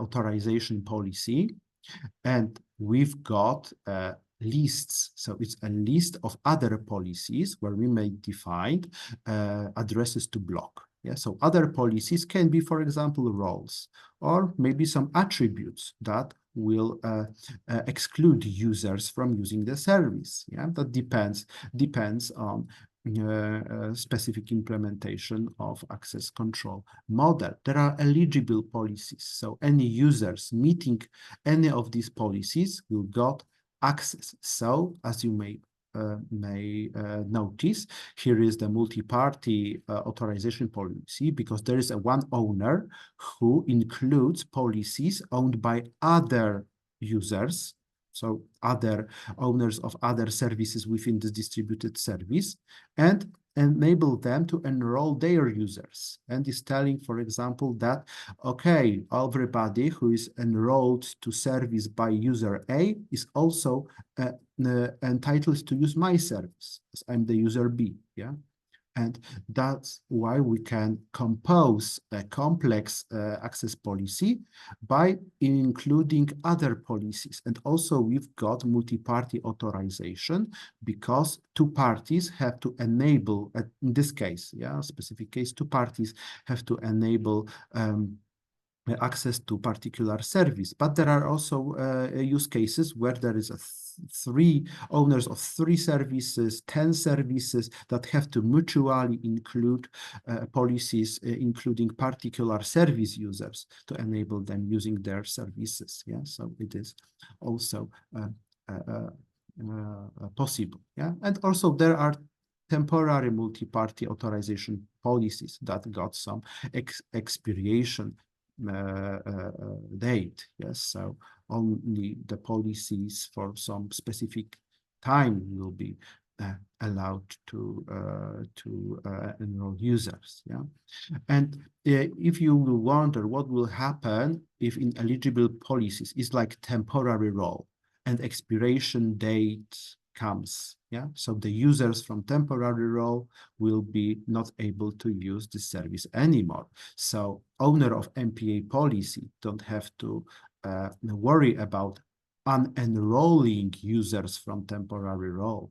Yeah, it may be formed for purpose. Yeah, and I will give you some specific use case example that explains the application of such kind of solution. And if you wonder how difficult it is to verify any of these policies by a distributed system, it's just implementation of Solidity interface. That's so short. Definition of 3 functions. That's it. That's the technical requirement from any distributed system that would like to verify if specific address is entitled to use some part of this distributed system, some subservice. Yeah. So from verification point of view, it's easy. There's no complexity. It's fast and cheap. So now let's have closer look on threat models, and we have to make some assumptions. So we assume that adversary aims to compromise only integrity and availability of access policies. As we decided to use a publicly available blockchain, this solution does not protect data confidentiality in terms of those access policies. So anybody may analyze all the policies within public blockchain. There are some private blockchains like Ledger Fabric. So this will limit the access universal use of such a solution, but maybe few companies, collaborating companies, may implement their own blockchain using Fabric Ledger technology for such a purpose. So what about compromised integrity? So in the proposed implementation, only the owner of the smart contract can change its state. So to modify access policy, to add some users to the policy or remove the user, only entity having private key may do it. Yeah? So only owner may change it. So the functions that are publicly executable do not change the state of the smart contract and are executed locally on the user's device. So anybody may check if somebody meets the or not access policy using own device and Solidity interface. Yeah, even using such a simple environment as Remix. So just going to the Remix web page, pasting interface, declaring address of smart contract, and then executing verify functions and giving the address of the user's address, and that's it. Yeah, no computational requirements then. So, in fact, preserving the integrity of access policies relies on the security of the smart contract owner's private key. So, until private key is compromised, the integrity is protected. But if the private key of owners is compromised, then some malicious party, of course, may change state of the smart contract. So in this solution, the security of smart contracts in terms of integrity relies on security of private key. Then compromised availability. So in mainstream blockchain networks such as Ethereum, data is shared by thousands of nodes. So there is a lot of access points to this distributed database. So it presents a challenge to adversaries trying to compromise data availability. However, there were some research that presented methods of DOS attack on blockchain network nodes that would be potentially feasible. Yeah, so the attack is to consume computational resources or memory of nodes by maliciously prepared transactions sent over the network. So in such a case, such a malicious transaction will aim to utilize a lot of nodes resources to slower its operation or even make it unavailable. So potentially there is theoretical attack on availability. Now, evaluation. So how expensive it is. So there is a problem with overpriced cryptocurrencies, especially Ethereum, that now oscillates around $4,000 for one Ethereum. And I calculated the price for 10,000 gas units. Gas is used to execute smart contracts, to deploy them, etc. So we can see what is the cost of deploying such a solution. Yeah. However, I would like to compare Ether with Moonbeam. Moonbeam is a parachain that use Glimmer cryptocurrency, which is much cheaper. So 15 cents is quite a nice price, and 10,000 gas costs much less than 1 cent. So in case of a basic role, that's the implementation of role-based access control. So very simple one, the constructor needs over 700,000 gas units to deploy this contract. So in Ethereum, it will cost almost $30. So it's quite a lot. Yeah, it's quite a lot of money. But in case of Moonbeam, it's just a little fraction of cent. So the price then is negligible. Executing add member function costs almost 50,000 gas. That is almost $2. So still, it's quite a lot in Ethereum to add just the one user to assign a role to a user. Yeah. But in Moonbeam, it's negligible. The cost is negligible. Yeah. So also similar costs to remove a user from such a policy. Then for multi-party access policy, which is more complex programming object, the constructor requires quite a lot of calculation, quite a lot of gas, almost 2 million gas units, and the price is really high. Yeah, it's $73. It's pretty high just to define one access policy. But for Moonbeam, it's negligible. And adding a block policy costs about $3 in Ethereum, negligible in Moonbeam. Yeah, so we see that Ethereum, due to probably some speculation of Ether price, yeah, it's not justified solution. So financially not justified solution to deploy such a system. However, there are other Ethereum compliant solutions like a parachains, like Moonbeam. So there, the Glimmer is not a subject of so heavy speculation, and the price is reasonable then.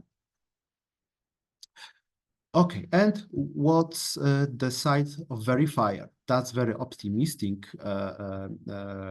news, because the functions like verify, get owner, get name declared in a policy interface do not change the state of smart contract and are executed on the client device, so there is no charge to be paid in gas, because in Ethereum compliant network, the gas is used just to deploy some contract, so deploy programming object and change its state. But there is no price for reading it, because that's the public database, and any blockchain node will serve you this data. And here is use case scenario, how to use it in practice. So imagine that we have some training, VR training in virtual reality about using some devices, very specific one in factory. So using some kind of a digital twin for real devices, students or employees may be trained how to use real life devices. There's a lot of advantages. We may multiply such virtual objects, so train 100 users in parallel. That's not the problem. We do not need 100 expensive machine, but just the digital twins. So we've got some company that provides VR factory environment, who designed those virtual spaces and virtual objects, and provides trainers with some functionality to design training. So there is owner of the multi-party access policy is VR provider. Yes, so such a VR provider may include some demo users from temporary role. So maybe some potential customers would like to try such a service, offering 3D objects, 3D spaces, etc. So for some times they got access privilege to this. The VR provider don't have to care about unenrolling in, because there is the expiration date, so they will be enrolled automatically by the blockchain verifying date. Then there is VR user blocklist, some users that tried to do some malicious actions, who interacted with the service in suspicious way, so they will be excluded from accessing this environment anymore. And also they will be excluded from services of all other service providers using this VR factory environment. So VR provider is able to permanently exclude some suspicious users from all the services that will base on their solution. Yeah, so that's the use case of using multi-party authorization, that the one of the parties, for example, may blacklist users that will be also blacklisted in other policies. Here we have VR factory training. There's instructor. It can be individual who designs such a training and use this VR provider. He also may include some blacklists with some suspicious users, making some suspicious actions with this training, yeah, and enroll them from this solution permanent. There can be some individual trainees who enrolled as individual person to such a training for on commercial basis. Such a instructor may cooperate, for example, with universities. Here's the technical university who may have a contract with such instructor to provide training for all enrolled students. And enrolled students can be enrolled using like a group enrollment. So production engineering students from the year 2023 and production manager students from the year 2022 may be enrolled automatically by composing this access policy here. Yeah. Also, some companies may include production managers, interns, etc. So they will automatically get access to service provided by instructor. And also some other company may include production engineers.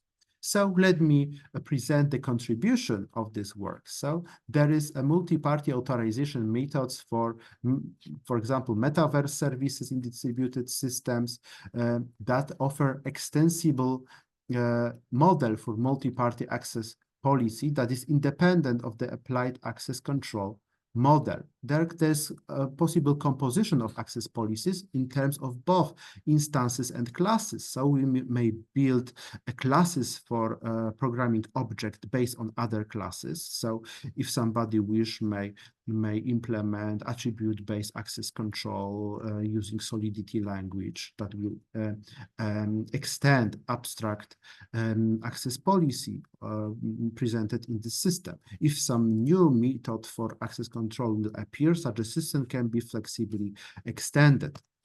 Then there is interoperability with heterogeneous distributed systems that require just implementation of the simple interface presented a few slides earlier. Yeah? So just checking and executing verify method.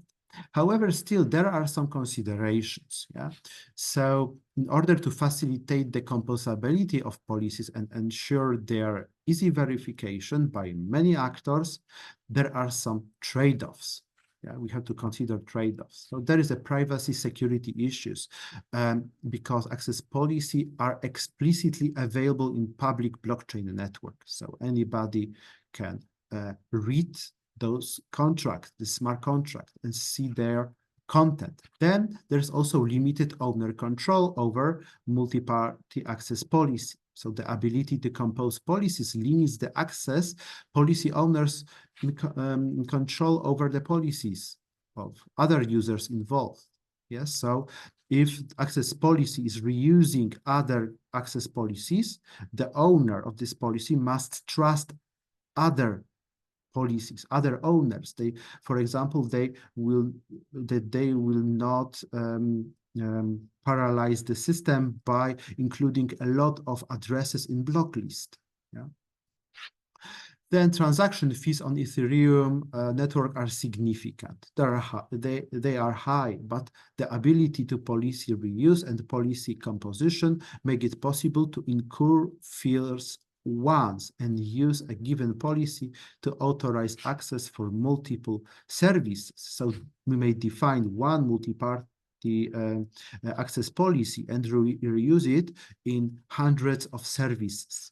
Yeah, so then for this solution, do not enforce creation of access policy to each separate service. So it is possible to find one policy that will apply to hundreds of services. So pay just once for deployment, pay once for enrolling or unrolling users, and the change will apply to many services. So here the list of references is presented, so you may make familiar with state-of-the-art solutions. So if you have any questions, do not hesitate to ask them. Thank you for your attention. Yeah, thank you very much. It was a wonderful presentation. And we have the question, but before we ask question it was the answer for the previous question to the team, like with Dr. Zverev, prepared the answer, what type of, for Professor Wojtowicz. So what type of neural network was used? So the answer in the chat is as follows. So we are currently studying NLP models, just natural language processing models, and autoencoders. However, the next step is hybrid models and models with constrained search, because statistical models can be unstable in logical reasoning and can be poisoned by incorrect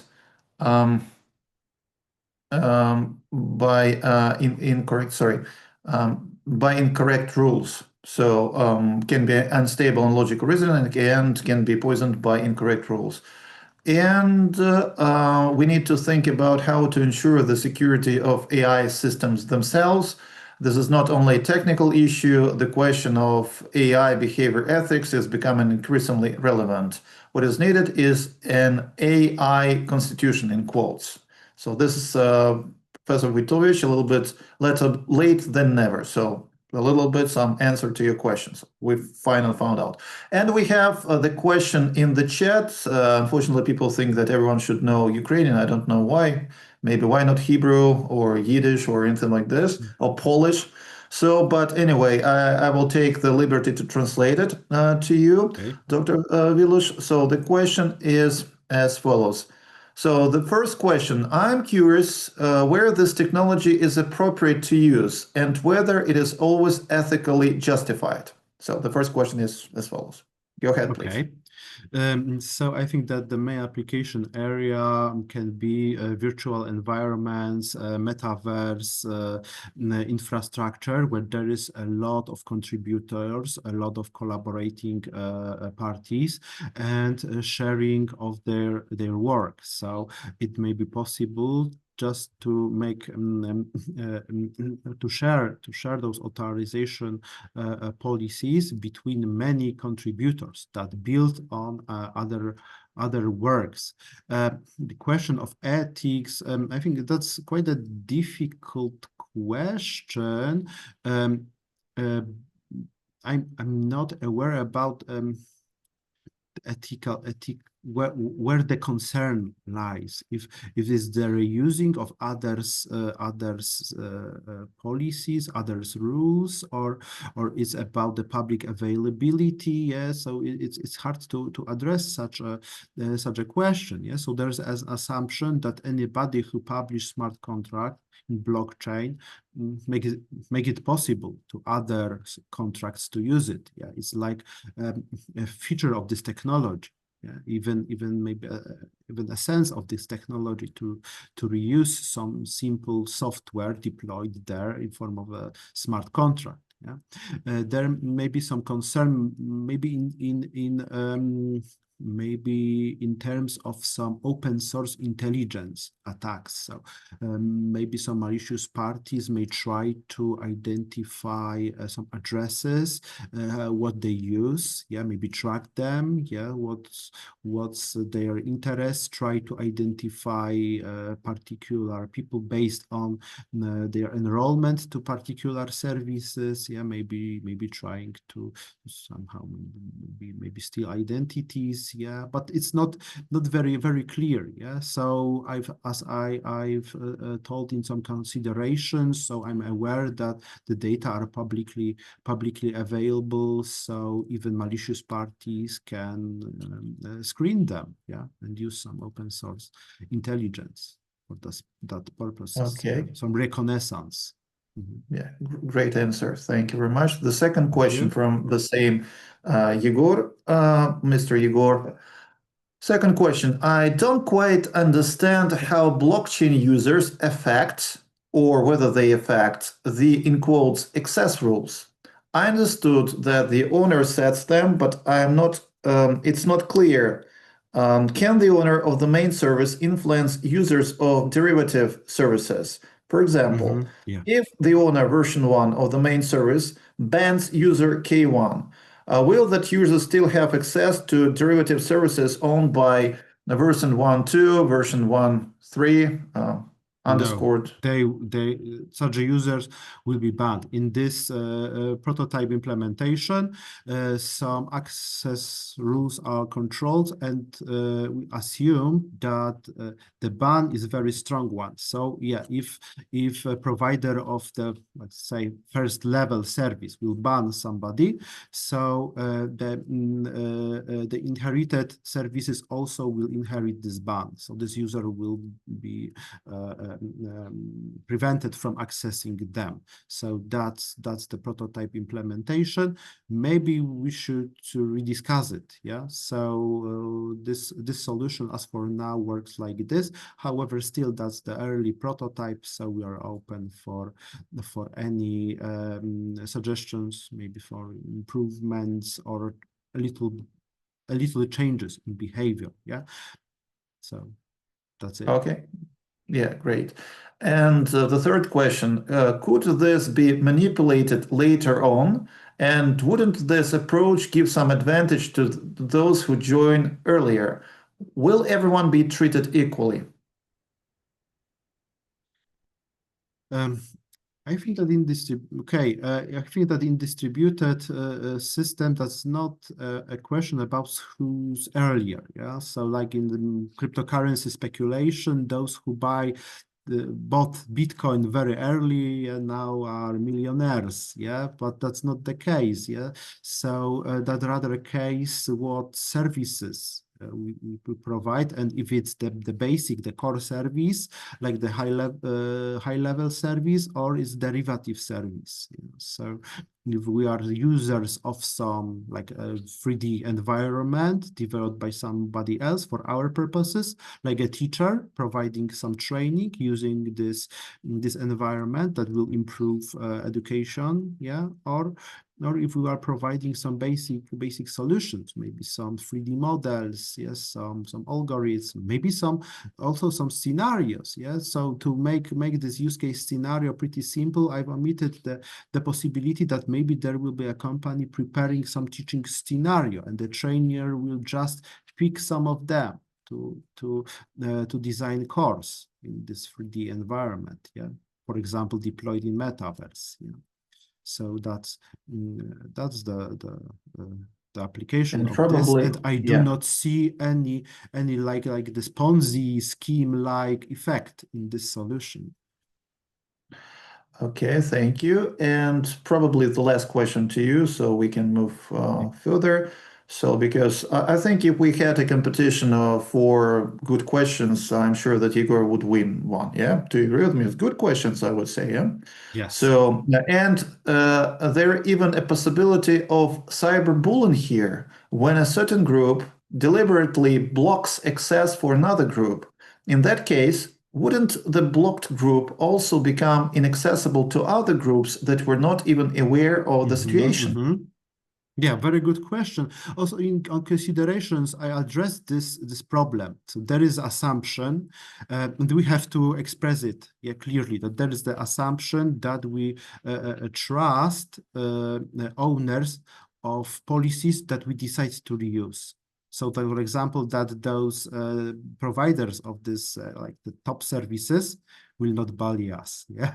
So yeah, there's such a danger. Yeah. So when so the owner of access policy deciding to include somebody else policy in this multi-party access control policy, have to trust.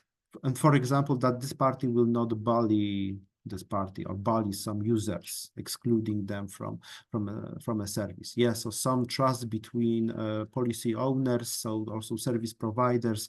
That's the key. Yeah, here. I know that the blockchain initially was designed as a trustless platform, so we do not trust particular nodes, but we trust the network as a whole. But for a business purposes, there are some business partners, so we should perceive providers of some basic services, some high-level services as business partners, and trust them as in a real life. Yeah, we trust business partners. Okay. Igor wrote, thank you for dziękuję bardzo za odpowiedzi. Welcome. Proszę bardzo. Okay, thank you very much, Dr. Vilas. Wonderful presentation. And do we have Mr. Gaiduk, so I can pass the role of moderator? So, пане Гайдук, ви присутні? Okay. We have error attacks and blackouts, so that's why some people just simply cannot join. So I don't see. Okay. Okay. Okay. And here's Dr. Thomas. So the floor is passed to Dr. Thomas. So we are moving just to keep going. Okay. Dr. Thomas, are you able to present now? Yes, I can. So Go ahead, thank you please. very much for inviting me, Vladimir. And when I logged on this morning, one thing came to mind. I admire what's going on right now, so Slava Ukraine, and I will present to you about the lessons learned from in the cyber world from the war in Ukraine. So let me know if you can see my screen, if it's good. The Ukraine war is the first Yes, we can see it. It's good. Okay, Yeah, good. good enough. Good. This is the first example or first case where cyber has been actually used or integrated into an armed conflict in a way that we've never seen before. So it offers us a great chance to get some lessons learned about how effective is cyber warfare during an armed conflict. And what we're going to take a look at, let's see, or really how much value do they bring? How much efficacy have they had as a weapon? And that means ultimately you want to get your adversary to surrender. And obviously the fact that Ukraine hasn't surrendered would give you a good indication. Now, there's some reasons why we could think why Ukraine hasn't surrendered yet. But let's look at what cyber can do as a weapon to encourage a surrender. One is the ability to disrupt, the capacity to resist. Another one would be to degrade ability to fight. And the other one is the ability to destroy forces. Jan Kalberg wrote back in 2013 or so, his theory of decisive cyber operations. And his theory was cyber would kind of be the equivalent of almost nuclear warfare in terms of it could dismantle the military capability of an adversary and further destabilize social cohesion within a country when it is attacked. And we had images all the way through the mid 2000s of what it could do to our critical infrastructure in that way. And what we were thinking of back then was that this would be a decisive weapon in warfare. It could be used only just as a way to bring about the defeat of an adversary. They never have to use a kinetic weapon. What's happened in Ukraine has kind of turned that on its head, which raises it into question.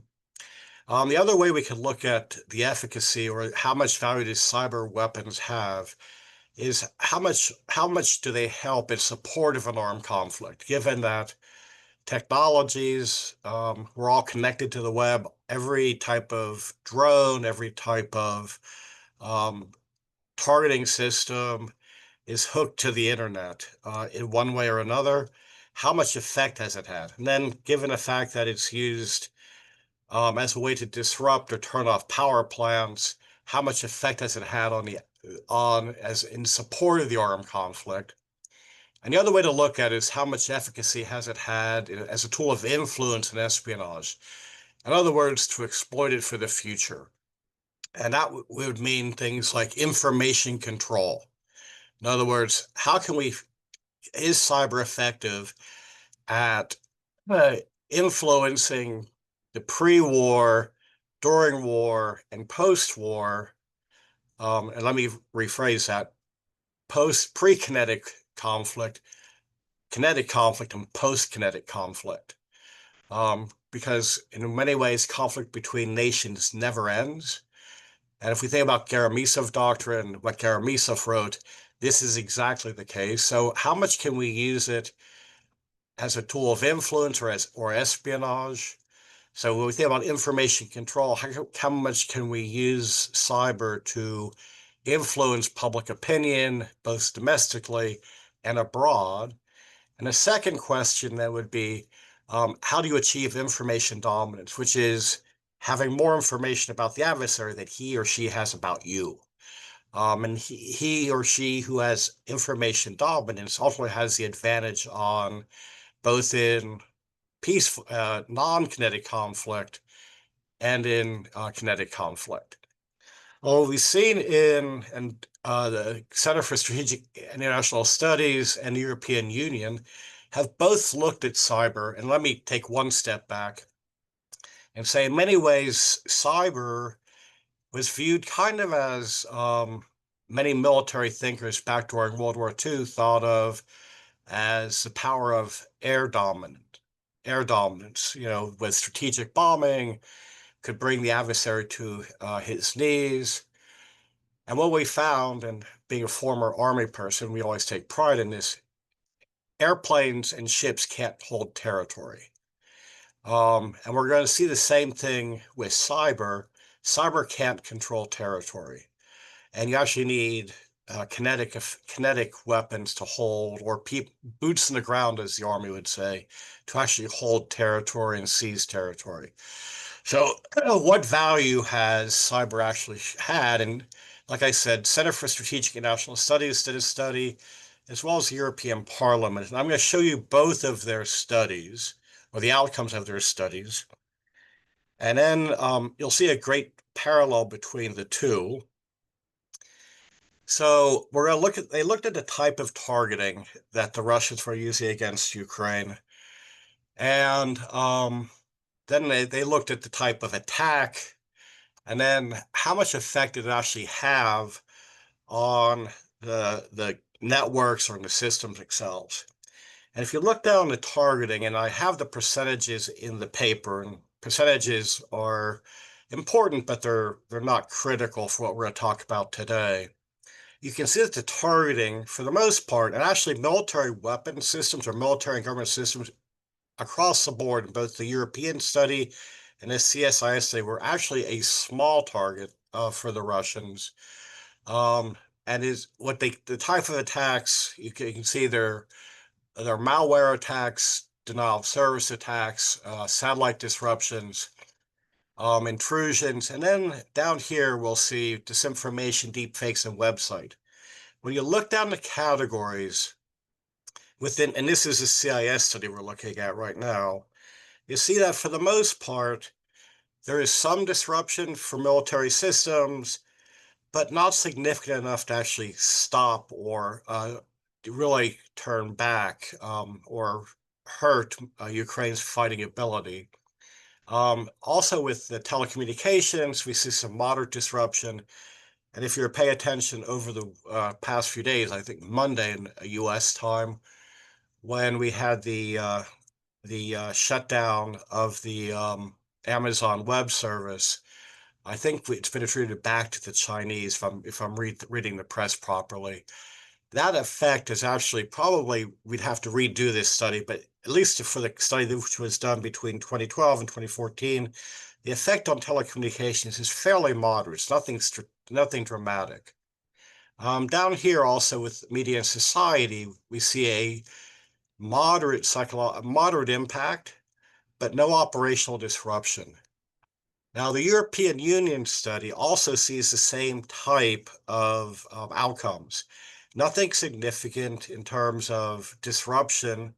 Where it had the biggest effect, though, again, is here in this, what we call the media and communications, or the disinformation area. So one of the questions we have to ask is, why did these have such a low effect? And there's a series of answers. One, the Russians didn't show their greatest capability. They're holding back for a bigger targeting set or a bigger problem. The other one could be that Ukraine's defenses were just so good that they couldn't get past it. And now we think about two parts of the defense. One is the tactical side, and the other side is the human side of the defense, which really is a matter of preparing a population for disinformation attacks, or for misinformation attacks, or web defacements. Is Ukraine's defense also, or infrastructure, military so resilient, either because of the cloud computing or its data protection or its network duplicity, duplication, or it's because of multi-layered defense. So we have the option of Ukraine's defense is that good, or two, the Russians didn't use the capability as well as it could have been used, and then they didn't use it fully, or three different options. Well, we're going to fall back and say that Ukraine's cyber defenses were just that good, both in terms of resiliency, but also in terms of prepping the population how to resist disinformation. And that's the area we have to take a real close look when we think about Ukraine.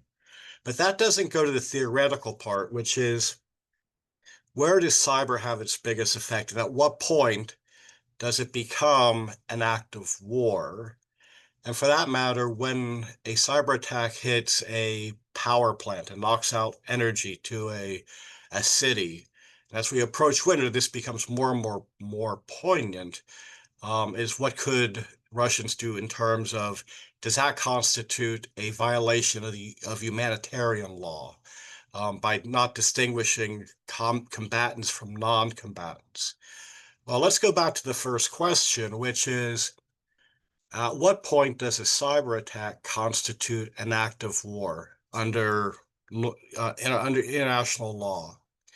And there is a case that occurred back in the 1980s called Nicaragua versus the US, where we get the basic tenets of what constitutes an act of war.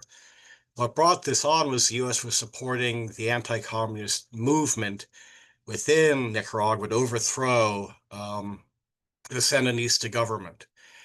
And Nicaragua, after the conflict was over, takes the U.S. to the not the ICJ, but to the ICJ. And the ICJ rules on what constitutes, at what point it constitutes an act of war.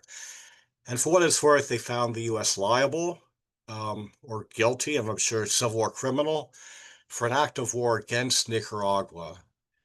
They said what the U.S. did in Nicaragua, and here's where we get where the line is between offense or a act of war and just a act of annoyance, is if a state's action, so if a action by the attacker interferes in the state's national, economic, cultural self-determination, it constitutes an act of war.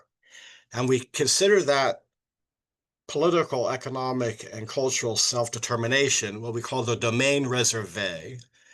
And in a peacetime situation, interfering in a country's election process, not by trying to influence hearts and minds, but by getting inside the ballot boxes or the voting machines or the talliation machines, kind of verges on an act of war. Or interfering in the decision-making process, so taking over a network at a Ministry of Defense and sending disinformation amongst members to make them makes a bad decision, actually would probably in this constitute an act of war. We don't get that part yet. Now on to the part about violation of international humanitarian law. This is where cyber becomes very much a gray area, and there's still lots of room for, and I'll move on to the next slide, room for legal questioning. So when it comes to cyber itself, where do we have the big remaining questions? And the biggest questions remaining out there naturally go back to the attribution aspect of who made the attack. Now, in the Ukraine-Russia war, we actually have clear attribution for the most part. I mean, there's some chances that some of the attacks were done at the behest of the Russians by Iran or by China or by North Korea or acting as a quiet ally.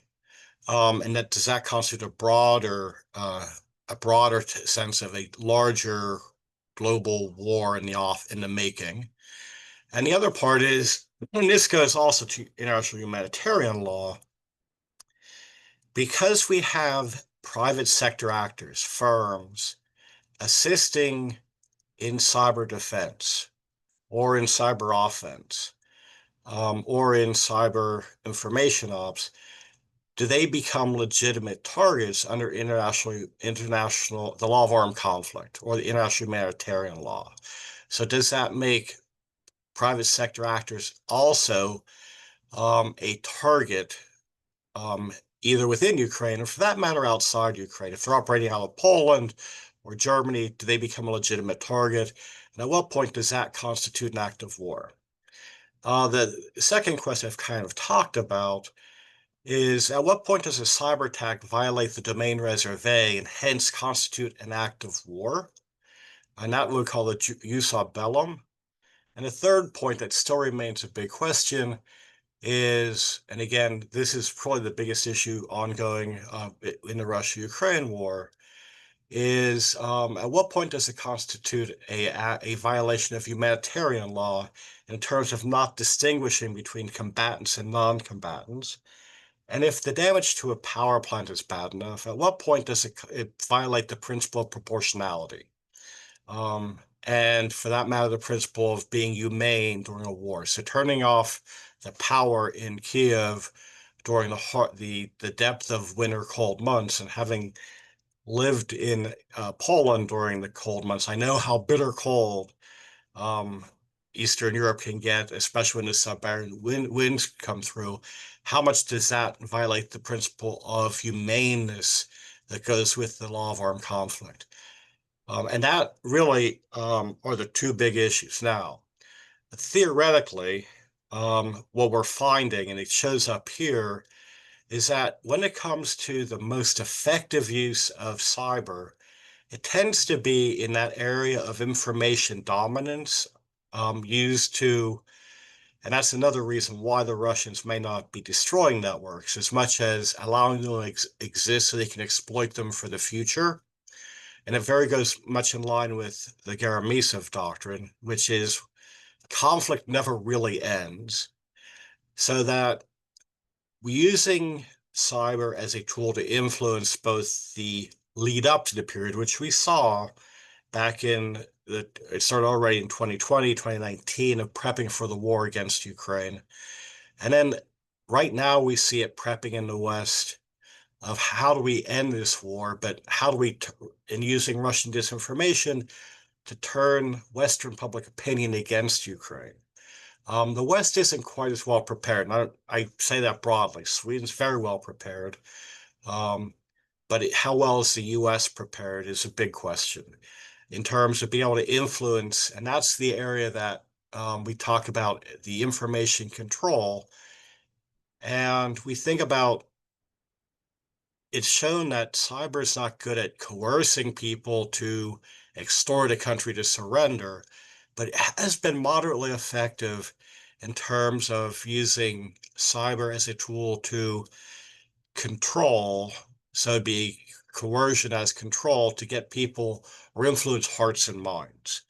And with that, I'm going to stop my presentation. And Vladimir asked, I've got to run back and close up my classroom. That we hold until later. Let me just stay for a second. We had the great pleasure to listen to the presentation by Dr. Mark Thomas, Assistant Professor, Department of Political Science and Economics, LaSalle University, Pennsylvania, the United States of America. Dr. Thomas, you will have the presentation tomorrow, so I think all the necessary questions is connected with your today's presentation. If you allow us, we'll keep the questions for you till tomorrow, just to keep this a dynamic environment. Does it make sense? So just that makes sense, Vladimir. Дуже yeah. дякую. Okay. Слава Україні. Yeah, Героям слава. So good luck. Take care. Thank you very much. Okay, let's move forward. So do we have any representatives of the group by, let me say, it is Dr. Marina Petchenko, Alexander Cherkasky, or Maxim Bilan. So neural network security challenges in client platforms of government digital ecosystems. Do we have any representatives here ready to present? So, hello?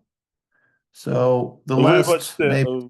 Вибачте, ми працюємо в єдиній групі там, і так сталося, що в них зараз немає зв'язку. Пан Черкаський в Збройних силах, а пані Марина і пані Юлія, вони відсутні. Тому в них є прохання прийняти до роботи тези, там коментарі. Я можу відповісти на питання, тому що разом ми за одним напрямом. Вибачте, це не має сенсу, якщо немає представників команди, немає сенсу. Вибачте, там 3 людей зазначено. Дякую за готовність, але ми рухаємось далі. Okay, due to situation in Ukraine, these people are not present today, so I think that without them, it doesn't make any sense to ask questions to a person who is not stated as the co-author. I think it will be the right decision. Okay, the next is Dr. Yulia Khokhlachova, David Cherkasky, or Anton Gerasimenko. So, is anyone ready to present today? So, така сама ситуація, шановний докторе Прокопович Ткаченко. Така сама Хохлачова, чи ви не в курсі подій, так? Тут теж не знаєте. Вибачаюсь, ні. Пані Юлія, вона готувала доповідь. Там так. Ми доповіді готували 2, і так сталося, що я був мобільний в той час, коли там і ви завдали питання, я не те відповів, що треба. У мене була відповідь пізніше. І там сталося так, що вона, та доповідь, що була, ми показали у відео, це була доповідь за нашими тезами, так? І пані Юлія, вона готувала ще додаткову доповідь за нашими тезами взаємними. Я зараз в неї спитаю, вообще на зв'язку вона чи ні. Якщо вона не на зв'язку, я відповім на ваше питання стосовно діпфейків.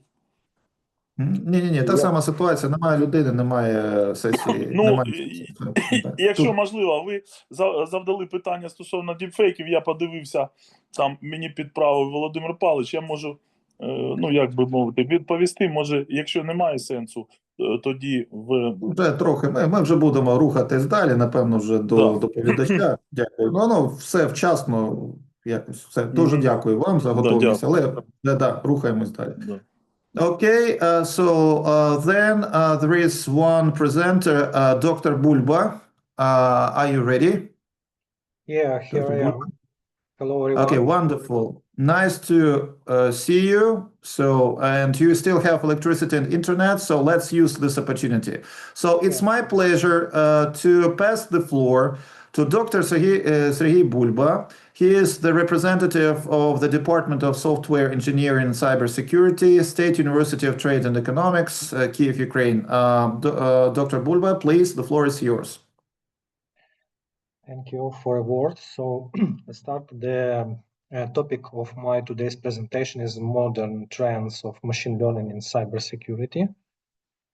And firstly, I'd like to start from the definition of what is the meaning of AI tools in assessing the cyber threats and software vulnerabilities.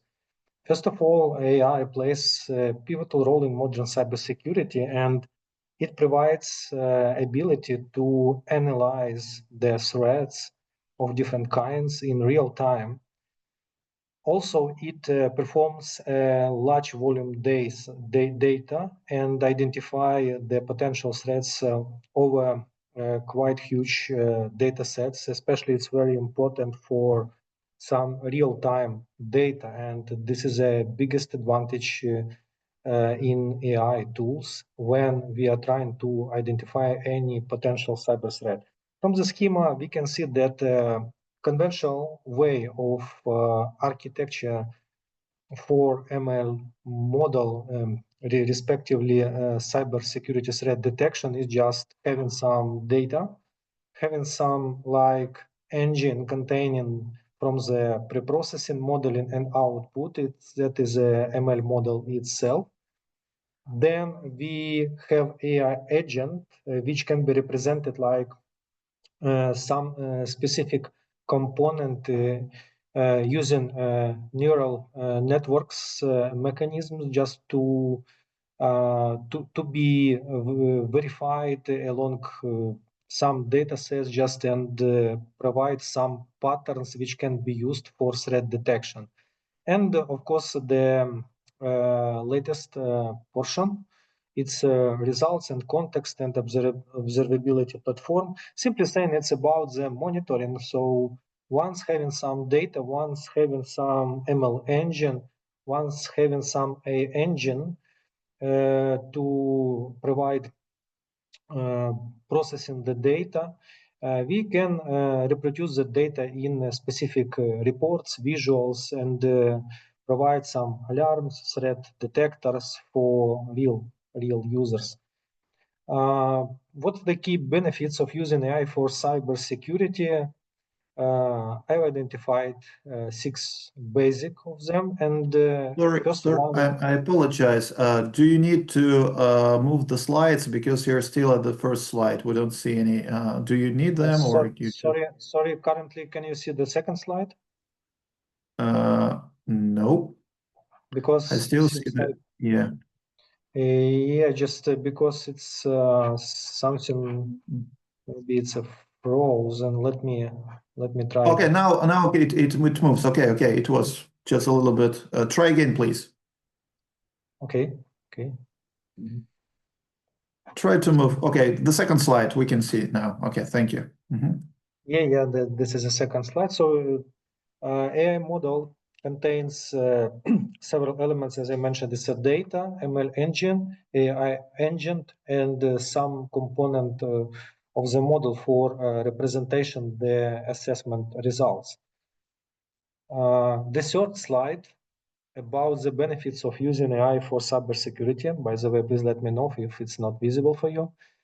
Not visible. Could you please move it? Could you please send this presentation to me in the chat, and I will try to share it from my screen, and you will tell me just to the second slide. Okay? Could you please share it in the chat or in personal chat? It's up to you. So if you want to keep it more confidential. I think there are some issues with like sharing. I don't know why, but let's try from my side. Yeah. Okay.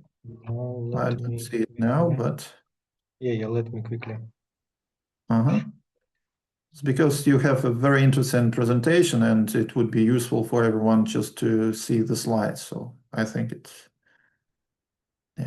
So just it's been shared to you directly. Just a second, please. I will download to my computer and we'll share the screen. Okay, just a second. Okay, because it's very interesting, but when you cannot see what you're talking about, it's a little bit, just. Yes, sometimes. You understand what I mean, yeah? Yeah. Sure. Okay, great. And okay. Okay, great. So let me do a little bit differently.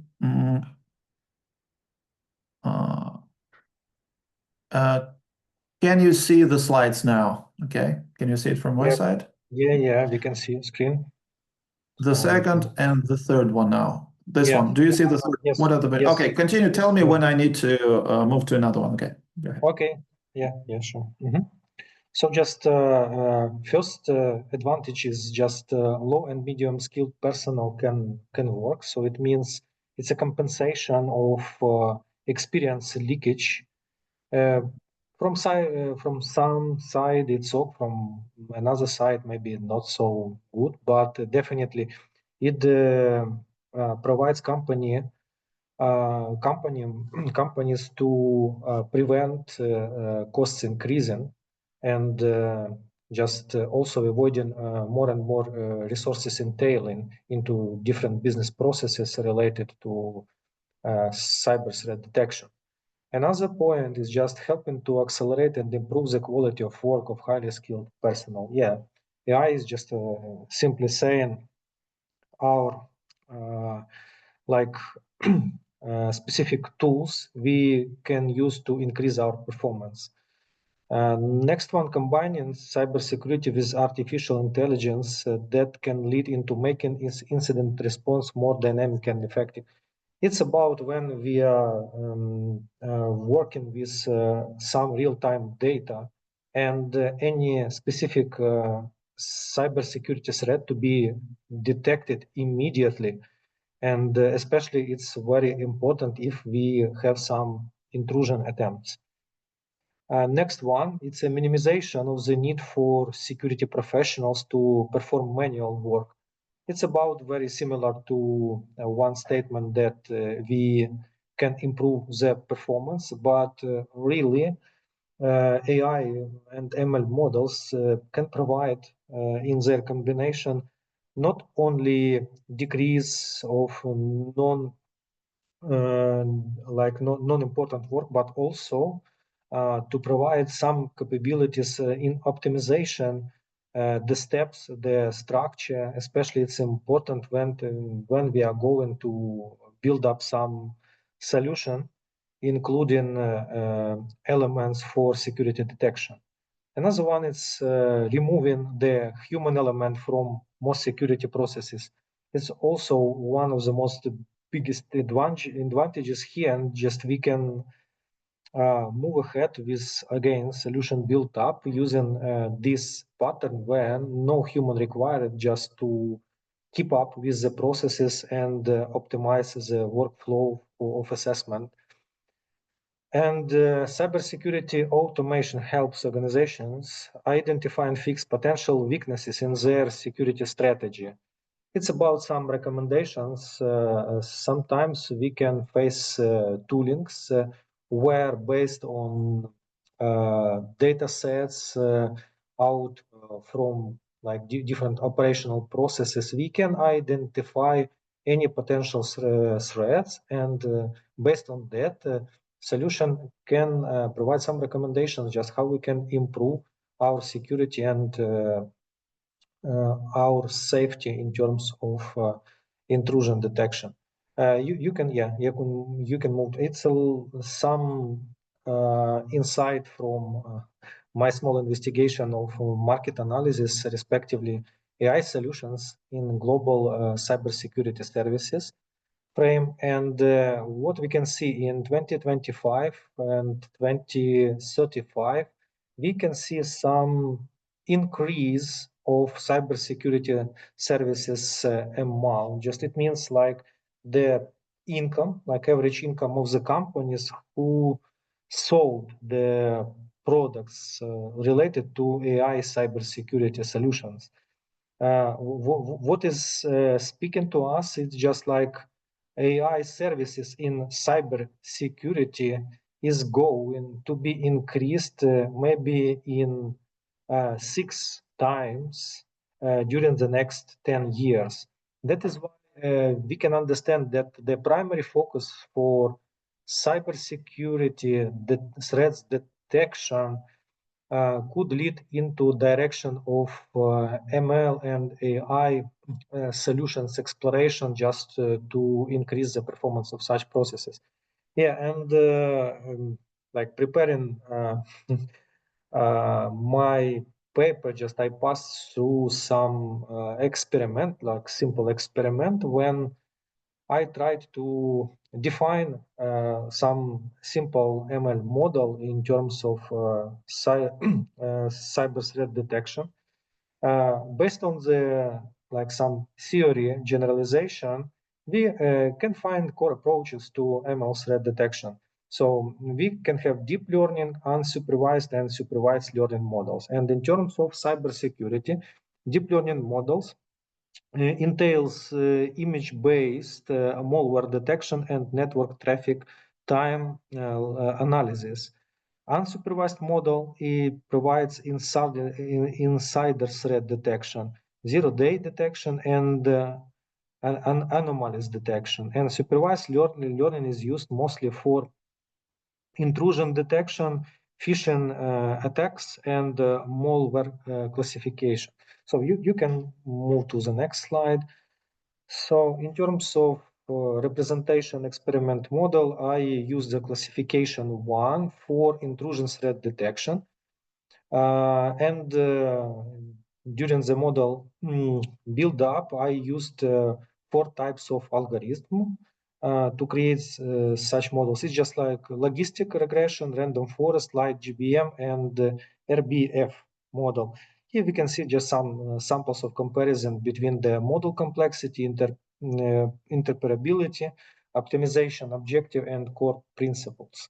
You can move to the next slide. And yeah, out of the analysis and out of the models created and just some dry run of that model, we received some performance metrics that we can see that most likely we cannot observe any significant difference in terms of performance metrics between different models. By the way, just for model training, customized dataset has been used. But in real world, especially when we tackling with some anomalies, we definitely can receive a significant difference between different algorithms we can apply for ML model for ML model related to intrusion detection. Just detection is just it's a multiple classification algorithm, and based on that, every model can behave in different way dependently of the data set specific. And in such case, I'd rather state that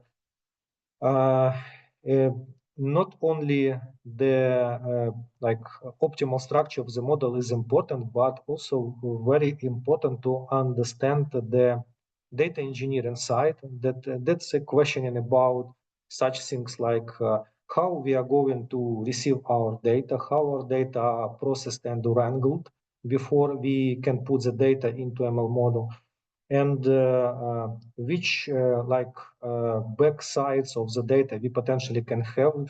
And that means we need to provide some mechanism for cleaning data before we can ingest the data into ML model training. You can go ahead. Risks of using AI systems to identify cyber threats. So basically, for risks we can count, and one of them just incorrect risks identification. It means, example, if you make, for example, if imagine that we identified data set and we consuming some data model, and we have data ingestion, but maybe we not factored in all the significant parameters, and we have some missing parameters. It means that our outcome of the model can have more false data for false outcomes, and it potentially can lead to different mistakes in cyber threat detection. Another point that just getting AI-based scanning solutions into a trick. It means that so far not all AI-based solutions are so stable just to prevent any tricky moments attackers can apply when trying to violate such models, such logic. Like from the past, it could be like some examples of spoofing, etc. When we are going to get into the trick, the image recognition model, something like that. But really having some inbuilt ML models, just which can detect any anomalies in real-time data, can provide at least just some alarms. Okay, something that is happening which is not normal. So during the day, our solution identified many people, but during some time we have some anomalies for a certain people who is trying to pass through our system.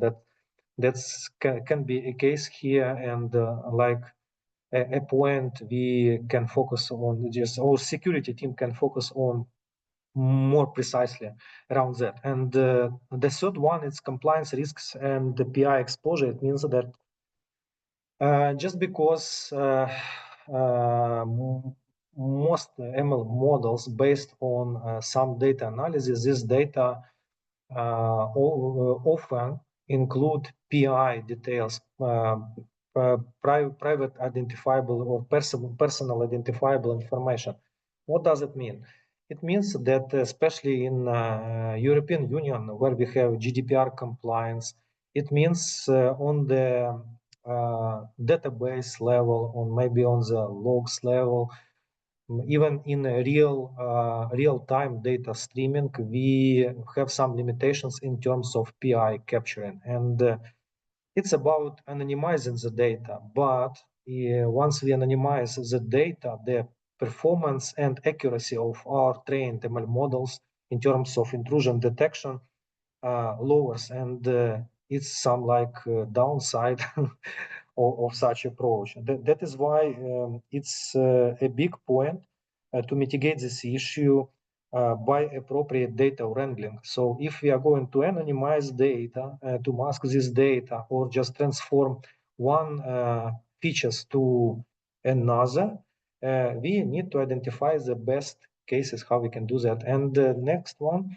it's a based solution can be expensive for small business. Yes, so far still some products which have inbuilt a mechanism so expensive. That is why ML model, which could be like a component for some non-large business, could be a part of like a simple web application. If we have some ML model like ML component inbuilt into that application, this model is trained, and there is appropriate data transformation. So we can use that ML component just to control our data streaming, assess any specific vulnerabilities. It means there is no need to buy costly systems just in terms of having cyber threat detections. We can build something at our end, just having ML models.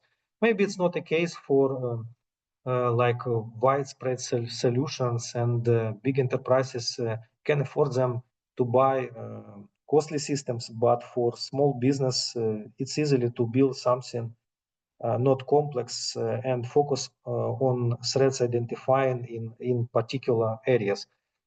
And yeah, I exemplified some like tools which can be used currently on the market for better exploration of AI capabilities in threat detection. So we can see CrowdStrike, IBM QRadar, Dark Entrance Immune, etc., etc. And just to save the time, you can move ahead because we have some time limitation.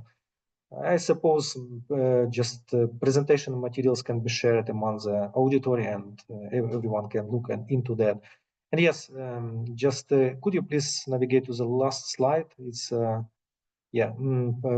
some of the most popular features of cyber threat management software defined for once. It's a next generation antivirus, endpoint detection response, user and entity behavior analytics, and managed threat hunting.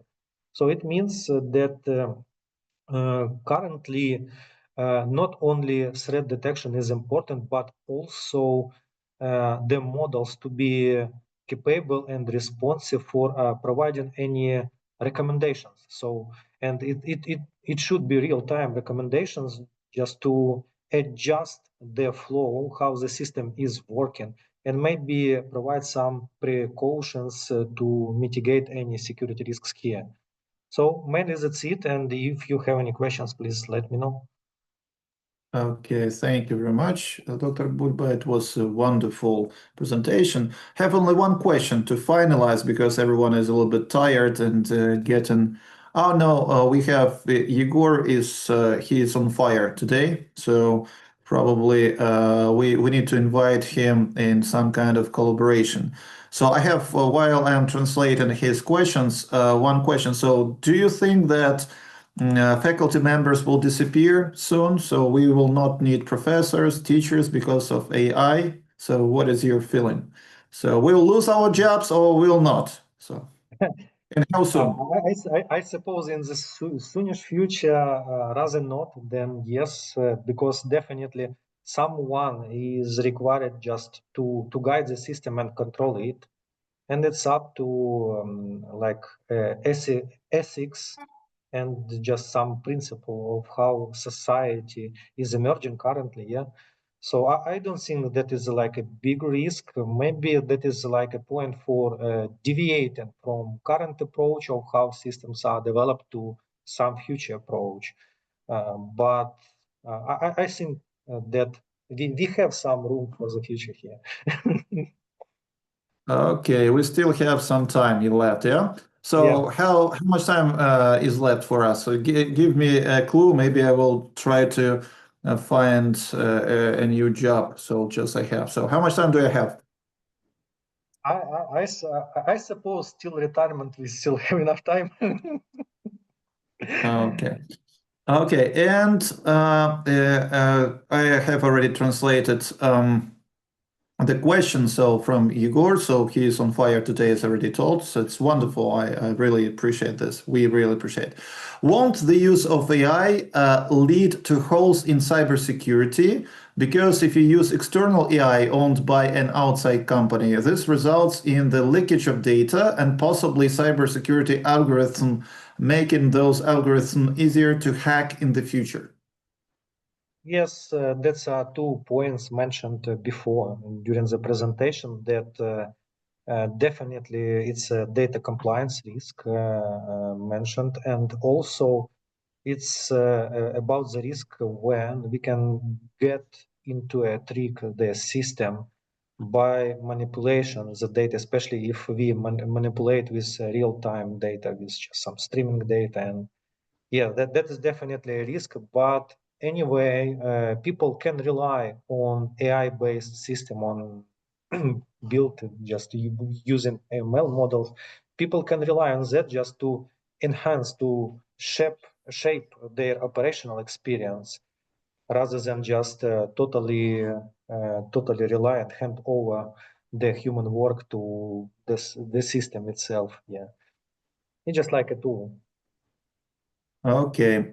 Is this again more of a question of trust? Do you trust the service provider just as you previously trusted your cybersecurity engineers? So this is the question. Trust in provider of AI, as I understand the question, if I understand correctly. Trust is not so high because just it means if we do we need to trust the AI based systems? Just I do not remember any AI based purely system because the most part of work for cybersecurity like decisions so far made by humans. And in case if we have some solution which is purely AI based, then I assume the trust is still low because it's also a human factor and intuition and some experienced based decisions which may come up during the operational process of threat detection. And people in the center here, and we cannot avoid it so far. Okay, and the very last is a comment and the question. But in any case, the transfer of data to AI is another potential hole in cybersecurity. Or should we only use it for simulating attacks and not for developing the core of cybersecurity? I think it's a good question. Yeah, it's a good question because that's another risk. I mentioned that due to some compliance, we need to wrangle the data and transform that. Data anonymization, data masking can lead to decreasing the accuracy and performance of ML models and like solutions built up based on AI approaches. But that doesn't lead to like some gaps right away, because even if having any like specific holes during the data anonymization, we still can identify the anomalies. It's just like if we are looking into the classification model, then just a simple question could be, do we have anomaly or not? If we have anomaly, we can just trigger and push some alarm to cybersecurity staff to check the particular area, and that's it. I suppose anyway, ML-based systems can enhance our performance and capabilities just to track any potential threats. Okay. Before I pass the floor to Professor Wojtowicz, he also has a question. I would like to ask Igor just to put down his affiliation, because so many questions, we need to find some kind of, I don't know, just a prize. I think Professor Wojtowicz will support this idea. So, and now the floor is passed to Professor Wojtowicz. And Igor, please put down your affiliations. If you're a student, your group number, it will not be punishment. So don't worry about this, only for good reasons. We're not going to punish you to fine because of your crazy questions. No, thanks a lot. Okay, Professor Wojtowicz, the floor is yours. Ask your question, please. Thank you, Sergey, for your excellent presentation. It was very interesting and high quality, insightful. You partially already answered some aspects of my question, so maybe it is not a question, but more like a comment. But I has been triggered by one of your sentences in your presentation, in which you wrote that AI in cybersecurity removes the human element. So it is still human who decides what is the training set, right? To AI, to ML. You know the GIGO rule: garbage in, garbage out. If you have garbage training set, you have garbage output of the AI. Second, it is still human who decides which model to choose. You can have many models with contradictory results, right? It is still human who decides how to interpret the AI results. We have false positives, but also we have false negatives, and human has to judge.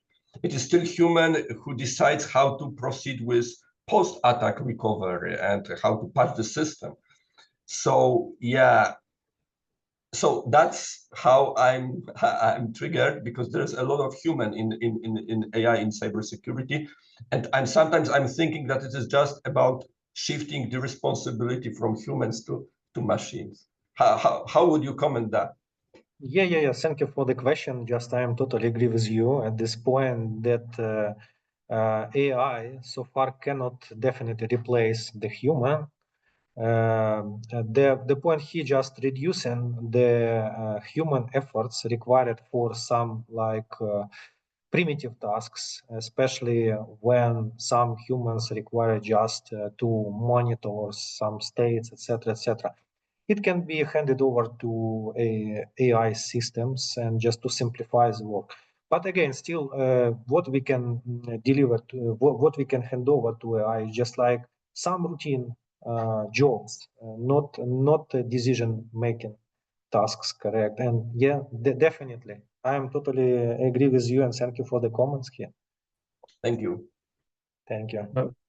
Okay, thank you, everyone. Thank you very much, Dr. Bulba. Thank you very much, Igor. We found out this. Okay, we should know our heroes. We identified the student, and I'm sure Professor Wojtowicz, maybe you can invite Igor with his questions to cooperate with your department also. Okay, yeah, okay. So thank you, everyone. It was our pleasure. So people who wanted, they made it. I mean, who wanted to present, they have presented. Tomorrow, I would like to draw your attention that our conference will continue tomorrow.